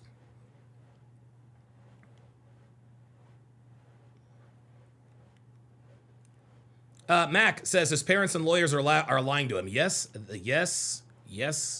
they are. Look, man, like, dude, this is, I don't see how this kid beats these charges, and I hope he does not. I hope he does not. I think the only way he gets acquitted is if the jurors are afraid of the retaliation. Right? Like when the 4 officers were wrongly acquitted for beating the shit out of Rodney King, they absolutely should have been convicted. That's what started the LA riots. That's what started the LA riots. And there are people who don't think that there's going to be riots if there's a conviction. I fully believe there will be. I think there's going to be riots whether he gets convicted or acquitted. I do. Magical Mommy says, sure hope the jury saw him laughing and throw the book at him. Actually, they might actually read about this. You want to know why? Because the jury is not being sequestered. They're not being sequestered. They get to go home every night. But they have strict instructions not to do any research or social media. Of course that's what they're going to do. Of course every juror is going home and seeing everything online. Well, seriously? Boxing Cat says someone posted a picture of him with a toy gun. Yeah, we saw that. That was, whatever. JP says, what happened to him being, quote, so concerned about Austin Metcalf that he asked if he was okay? Yeah, he wasn't concerned about Austin Metcalf. He was concerned about himself. True Green 992 says Donovan and Tommy both went to jail. Yes, I've been to jail multiple times, actually. Been to jail multiple times for a total of about 2.5 weeks. Karmelo Anthony is still guilty. Yes, listen, I don't know about Tommy. I've been to jail a couple times. I'm a 4-time convicted felon, been arrested 30-something times. Okay. Karmelo Anthony is still going to prison. Still going to prison. Jamal Miller says something shady going on. Yeah. James Hancock, with a $5 super chat, says if he gets acquitted, the riots would be worse. The rioters would feel emboldened. This is why I'm telling you. It doesn't matter whether he is convicted or acquitted. Niggas gonna riot. The reason why they'll riot if he's convicted is because they'll be upset with the conviction. The reason they will riot because of an acquittal is because if Karmelo Anthony is acquitted, that literally means they can do whatever they want. Wait, you mean this kid can get away? If he can get away with murder, sure. We can rob a few Nike stores, rob some liquor stores, burn down the city. We're good. We're good.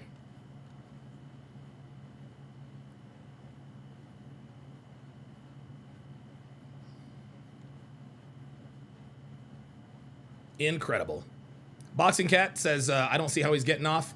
I don't see how. The only way he gets off is if the jury is afraid of riots in Frisco. That's the only way he's getting off. It's the only way he's getting off. It's not going to happen after that.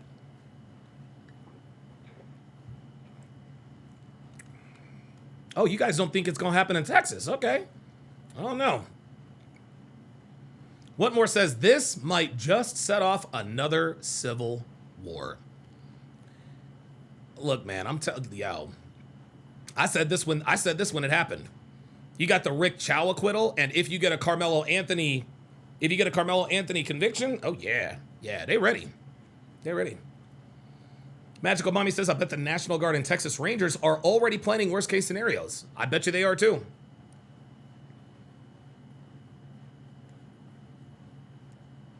Sheila says, why would they be afraid they're going to riot either way? I think they are. H. Fisher says, are you drinking Jarritos? Yes, I am. And it's watermelon flavor. See? Watermelon flavor. I can't get my black card. Let's end this podcast with a little bit of fun. Speaking of black card, because I know a lot of niggas in the chat. I'm gonna pick a little fun at y'all. I'm gonna pick a little fun at y'all because, to be honest with you, niggas, like crazy ass niggas, and I'm being dead ass. Like I do like going back. I do like going back and forth with y'all. I really, really do. But I gotta play the story. I've got to play the story about how my black card,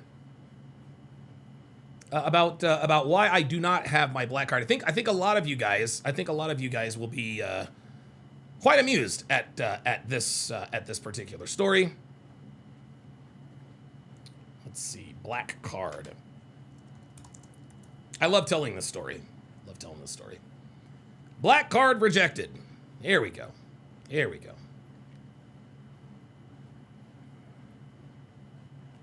And got rejected. And a lot of people say, well, all right, guys. So listen, thank you guys very, very, very, very much. Thank you guys very much for all of your support. Thank you guys for tuning in. I don't think I've had 400. I can't remember the last time I had 400 live viewers. Thank you guys for stepping up. Looks like I'm back in the algorithm. Looks like I am going to crack 172,000 subscribers finally. Oh, that's a good, that is a good point. Oh, this is in tech. Oh, yeah. Business owners, oh, yes, that makes sense. Business owners are armed and that's a good point. That's the best argument. That's actually the best argument I think I've heard. I'll buy that. I will buy that. Yeah, they don't play that shit in Texas. No, ain't nobody burning down, no. I think we're going to have some rooftop Koreans, if you know what I mean. Okay, all right, very good. But guys, again, thank you so very much for another wonderful show. You guys know that I don't normally live stream on Saturday. But given that the defense has rested, and just given all the insurmountable evidence, I was actually, it was funny because I was making bullet points. All right, I'm going to make a video doing this. I got to bullet point number 6. I said, okay, I got to go live. Sheila says, well, I subbed to you for truth. I subbed to you for truth. Not a lot of that on the Y of Tube. Yeah, I know. Black Russian Lam says, DS, you got 3 felonies. How dare they deny your black card? That's 4 felonies, my friend. 4-time convicted felon. Right here. Thankfully, I got them expunged. Right? I got them expunged, so they're no longer on my record, but that doesn't mean that I'm not still a 4-time convicted felon. You know. I'm not proud of it, but I'm not ashamed of it either. This is why I know Abba and Preach watch my show, because Abba's like, I'm not proud of it, but I'm not ashamed of it either, bro. I'm the only one that has ever said that. So thank you guys very much for making my Saturday much more enjoyable. And so without further ado, this is the story. Hang on a second. Hold on. Wait a minute. Hang on a second, y'all.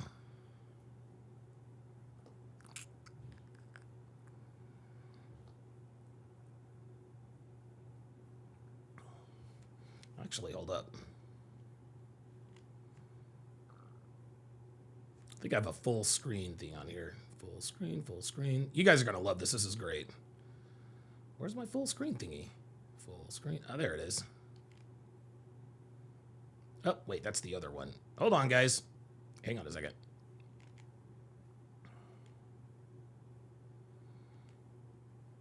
There we go. Oops. There we go. Without further ado, here is the story about how I got my black card rejected. Thanks for watching, guys. We'll see you next time. You lost your black card. Well, no, I've never really had a black card. And so I'm going to tell you the story of my black card application process. So back when I was 16 years old, I became a civilian for the first time in my life. Okay, I'd been raised on military bases since I was born, but when my folks split up for the second time, my mother decided to send for us to North Carolina. Now, North Carolina was unlike anything I'd experienced in my entire life. despite having lived in several different states, I'd never lived in the South, the American South. So that was the first bit of shock that I went through. The second shock I went through was the segregation I experienced. Now, as a then junior in high school, the only diverse table at lunch was the band table. And so as a drummer, I sat with the symphonic and marching band during lunch. There were black kids, white kids, Hispanic kids. We even had a couple of Asian kids, which I was familiar with having around, because I attended elementary school, middle school, and some of high school in Hawaii. But the most shocking and unexpected phenomenon I experienced was the way the other black kids treated me. Outside of my bandmates, my classmates used to tease me all the time, right? They made fun of the way I talked. They made fun of the way I dressed. They even made fun of the fact that I was, get this, intelligent. Yes, you heard that correctly. Black kids used to make fun of the fact that I was a great student who got straight A's all the time. And guys, I was called every name in the book: Uncle Tom, Sellout, Coon, Oreo, a few more I probably can't remember. But the funny thing was, I didn't understand what these insults meant at the time and why they were calling me these things. I mean, I liked Oreo cookies as much as anybody, but I was fairly certain that I didn't taste like one. So I was confused as to why I was being called something that had so much versatility in the dessert world. I was also called a sellout by this kid named Greg. So I asked him, I said, who am I selling out? He says, your own people, right? I said, who are my people? He shook his head and turned around back of the seat. Faced the front of the class. Now, my first W-2 paying job was Taco Bell. Now, as you can imagine, my coworkers, who were all black, they used to call me the same things. I just didn't understand why most black people just didn't jive with me. So I asked my friend Aaron, another black kid, who was a really, really good friend of mine. I think he played the saxophone. I think he played the saxophone in band. I think he was also our drum major one year. Very, very cool guy. So I asked him, I was like, how can I get these other black kids outside of the band to like me? Well, he responded, well, don't you have your black card? I said, what's that? He said, well, it's the membership that black people get when they prove that they're black, right? He said, you're eligible to apply when you're 16. I said, well, I never got one. He said, that's probably because you're a military kid, right? He said, I don't think you're eligible to apply for a black card if you currently live on a military base or if you live overseas. I said to him, well, I don't live on base anymore, so I'm eligible to apply, right? Yeah. He said, absolutely. And you're 17, which also means that you meet the age requirement. Okay, cool. So how do I apply for my black card? He said, just go down to the DMV. I said, the Department of Motor Vehicles issues black cards? He said, no. He kind of chuckled. He said, no. The DMV you need is the Department of Melanated Verification. Ah, okay. So all I have to do is prove that I'm black to get my black card? He said, I think so. If all you have to do is prove you're black, you're a shoo-in because, well, you are black. All right, I said confidently. I said, I'll drive out there after school. So I looked up the address to the other DMV, and to my great surprise and temporary yet naive delight, the address was 116 Martin Luther King Boulevard. Awesome, I thought to myself. MLK is the greatest champion for the civil rights of black people in America. I will get my black card for sure now. So I happily drove my beat-up old 1984, 1985 Oldsmobile Cutlass Sierra to the Department of Melanated Verification. Now, when I turned onto MLK Boulevard, I was a little taken aback at the area that it was in. There were dilapidated homes everywhere. There were black people hanging out in groups on the street, smoking what looked like long, skinny brown cigars. I had no idea that at the time that young black people were starting to become cigar connoisseurs. There were also bars on the windows of all the businesses. I mean, I was really, really surprised. Now, the other weird thing about that area was how all of the black dudes were dressed, right?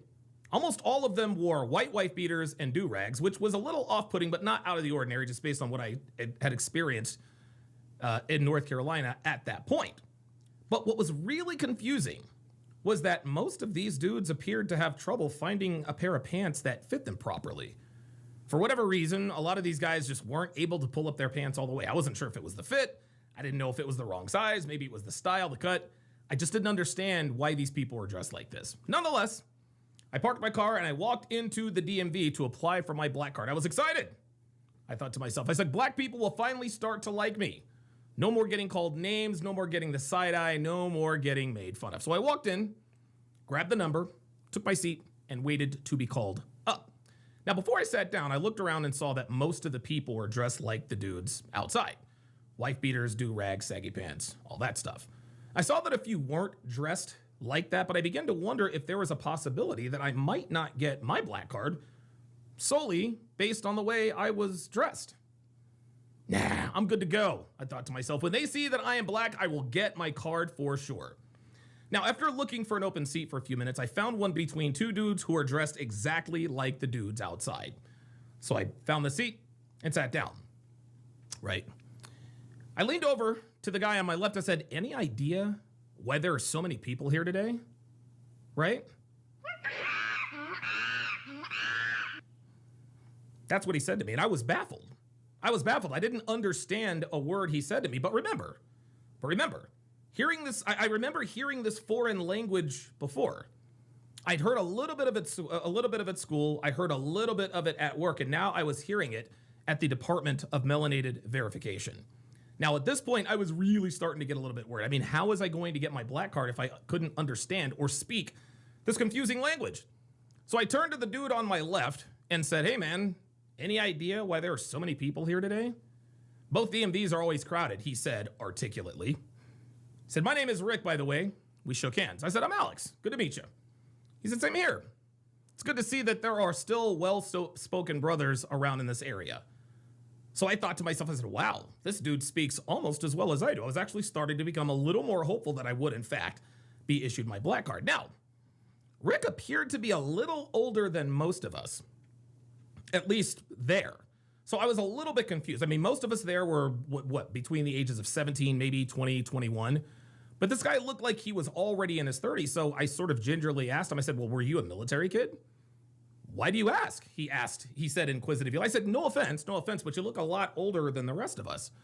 He said, nope, no offense taken. He kind of laughed. I said, okay, so why have you waited so long to apply? Rick said to me, he said, well, I've applied almost every year since my 17th birthday. If they don't issue me my black card today, I'm never coming back here again. Now, this explained why he was dressed the way he was dressed. Maybe he was dressed like me the first few times he had gone in to apply for his black card, and maybe they rejected him. So maybe he said, all right, if I dress like everybody else, maybe then I can get my black card. So then the curiosity got the better of me. I said, well, why haven't you been given a black card yet? Rick said, because apparently I'm not black enough. He actually used air quotes when saying this. I said, but you are clearly black. I said, surveying his clearly melanated skin. I said, isn't that enough? He laughed out loud. He said, not even close. I said, what do you mean? Before he could answer, the dude on my left decided to chime in. And here's what he said. Now, he looked visibly agitated, but because I couldn't understand him, I just kind of shrugged my shoulders and turned to Rick and slowly shook my head as if to say, can you help me out here? Now, at this point, I wasn't sure that Rick could help me because I could understand him and he could understand me. So I was a little worried that he might not be able to understand the other guy either. Hang on, he said, I'll take care of this. Right. He then leaned forward and looked at the dude on my left and said, holy shit, I thought to myself, this dude is bilingual. He speaks that dude's language. The dude on the left fired back. Rick fired back after that. Now, after a while, the dude on my left stood up and pointed his finger at Rick. He sounded angrier this time. I didn't know what they were arguing about, but I may have made out the word coon. Now, I could have been wrong because, again, I didn't speak the language, but that's what I thought I heard. Then Rick stood up and got in the other guy's face. They looked dangerously close to fighting, but no one there seemed to really care or notice. Things continued to escalate from there until one of the security guards came and broke it up. He said, you two need to settle down or you will be asked to leave. Now, Rick sat back down, but the other guy looked genuinely confused. So the security guard addressed him directly. That seemed to do the trick because he slowly sat down, never taking his eyes off of Rick. I leaned over to Rick. I said, what was that about? He said, typical nigga shit. The other dude must have understood what Rick was saying because he stood up again, but the security guard was on top of it this time, telling the dude once again, My guess is that the security guard probably gave him another warning to sit down lest he be escorted off the premises. Then Rick turned to me, he said, I hate to break it to you, young fella, but if you think that being black is all it takes to get your black card, you're in for a rude awakening. Now, that came over the intercom. Rick looked down at his ticket and said, yep, that's me. He looked at me, he said, good luck, man. He said, you're gonna need it. Rick got up and went to window number 4. Now, at this point, I'm definitely panicked. How was I supposed to know when they called my number when I don't understand this mysterious language? So what I did is I kept an eye on Rick at window 4, who appeared to be in an argument with the DMV worker. It obviously wasn't going well. Then I heard another sound over the intercom. I kind of looked around frantically trying to see if anyone else was standing up, but nobody was moving. And after a few minutes, people started looking around like, who is anybody gonna stand up? Same thing. So now I looked at my ticket to try to see if there was some sort of, is there some sort of translation to this? But just as I was thinking of asking Rick what they said over the intercom, the security guard yelled out, number 27, go to window number 9. Number 27, go to window number 9. I said, that's me, that's me. The security guard kindly gestured me over to window 9. Now I saw him smiling at me and shaking his head rather, which kind of confused me a little bit, but I quickly put that out of my mind when I arrived at window 9. So I said hi to the DMV worker. I assumed she said hi, but again, I didn't understand her. She said it again. Now I'm nervous. This woman is looking right at me and expecting an answer, and I couldn't give it to her. A third attempt at communication, I said to her, I'm sorry, ma'am, I don't know what you're asking me. The DMV lady then turned her head and yelled out. Then she stood up and walked away from the window. Now I'm thinking to myself, did I fail because I didn't understand the primary language of the black community? Just as I was thinking my black card application was going to be denied, another lady walked up and said, first and last name, please. I breathed a sigh of relief and quickly answered, Alex Hopkins. She said, okay, Mr. Hopkins, we're gonna ask you if you could determine whether you're gonna get your black card today. I said, well, as you can see, ma'am, I am clearly black. We don't know that, sir. I'm sorry, I said. She said, your black isn't determined by you, it's determined by us. Just like you can't drive and let you get a license from the Department of Motor Vehicle, you can't call yourself black and let you get a black card from this DMV. Okay. She said, first question, are both your parents black? I said, yes, both of my parents are black. She said, then why are you light-skinned? I said, well, because recessive traits are sometimes shown in the, never mind, she interrupted. Are your parents still together? I said, no. She said, oh, okay, that's what's up. And she marked a green check next to that question on the questionnaire. Who you voting for in next year's election? I said, well, definitely Bill Clinton. Okay, that's what's up. Another green check mark. I was beginning to think I had this in the bag. I had 3 green check marks thus far. Now, as a side note, I saw the dude who got into it with Rick earlier a few windows down, but he looked a lot less agitated. In fact, he looked, dare I say, happy. I couldn't understand a word he was saying, but he was clearly having as good an experience as I would. Hey, man, I guess we're both going to walk out of here with our black cards. Next question, what kind of music you listen to? I said, well, I love classic rock. I listen to a little alternative. Big fan of Green Day, Blues Traveler. The girl looked at me suspiciously, so I added, I also listen to rap. Dr. Dre, Ice Cube, NWA. She didn't look convinced, so she asked me, okay, what's your favorite Dr. Dre track? I said, G-Thing. I said, 1, 2, 3, into the 4. She said, okay, all right, I got you. Gave me another green check. I said, she said, where you from? I explained to her that I was born in Philadelphia, but I had lived in several different states because of my dad being in the military. She said, okay, what's the name of the last street address? I said, okay, my last street address was 2387D Mercury Street, Honolulu, Hawaii, 96818. She looked disappointed and marked a red X on the application. She said, any siblings? I said, well, yes, 2 brothers and 2 sisters. She said, all the same daddy? I said, well, of course. Another red X. She said, you got any kids? I said, huh? You got any kids? You got any sons, daughters? I said, no. Another red X. How many nieces and nephews you have? I said, huh? How many kids do your siblings have? I said, well, my sisters are 16 and 15, and my brothers are 15 and 12. What are you talking about? She raised her eyebrow as if to expect an answer. I said, none. I don't have any nieces or nephews. Another red X. She said, you got a girlfriend? I said, uh-huh. What's her name? I said, Jill. What's her race?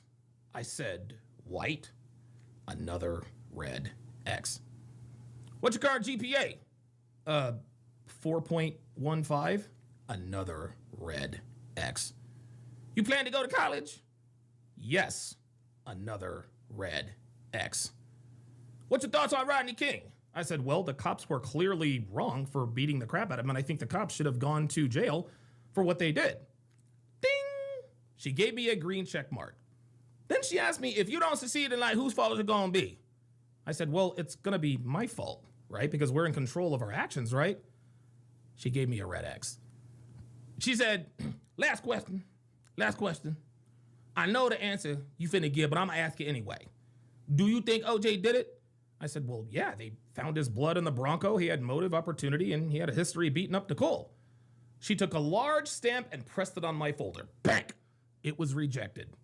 I said, why am I not being issued a black card? She said, is you for real? I said, yeah. Explain to me why, despite the fact that I'm black, I'm not getting my black card. She says, you may as well be white. I said, huh? She said, you talk like a white boy. You don't live in the hood. You and your siblings all had the same daddy. You like white girls. You actually think OJ did it, and you don't realize that the white man is keeping us down. I said, okay, but I'm black. She said, boy, bye. You as black as the middle of an Oreo cookie. I said, what are you talking about? Next, she said. Now, on my way out of the lobby, I saw the dude who got into it with Rick earlier getting his picture taken for what no doubt was for his black card. So when I got outside, I saw Rick smoking a cigarette and shaking his head in frustration. He said to me, didn't go well, did it? I said, no, it didn't. He said, I tried to warn you. And so I said, well, what exactly does it take to get a black card? Rick put out his cigarette and said, in order to be issued a black card, you have to side with blacks in any and all situations, regardless of whether they're right or wrong. You must endorse that your hardships and struggle is because of white people and not of your own fault. You have to be against black men dating white girls while simultaneously be okay with black women dating white men. You have to submit to the great and powerful black woman, and you can't care about education outside of us just talking about how important it is. I said, wow. He said, oh, I'm not done. You also have to. I said, no. That's enough. I don't think I will ever have my black card, I said to Rick. And to be quite honest with you, I don't want it. Gentlemen, the so-called black card, that is exactly what is destroying the so-called black community. And you know, the interesting thing about the so-called communita is that it is a glimpse into the future of what our country will look like if feminism continues to permeate the fabric of this country. Look at the obesity rate in the black community. The average black woman weighs 187 pounds.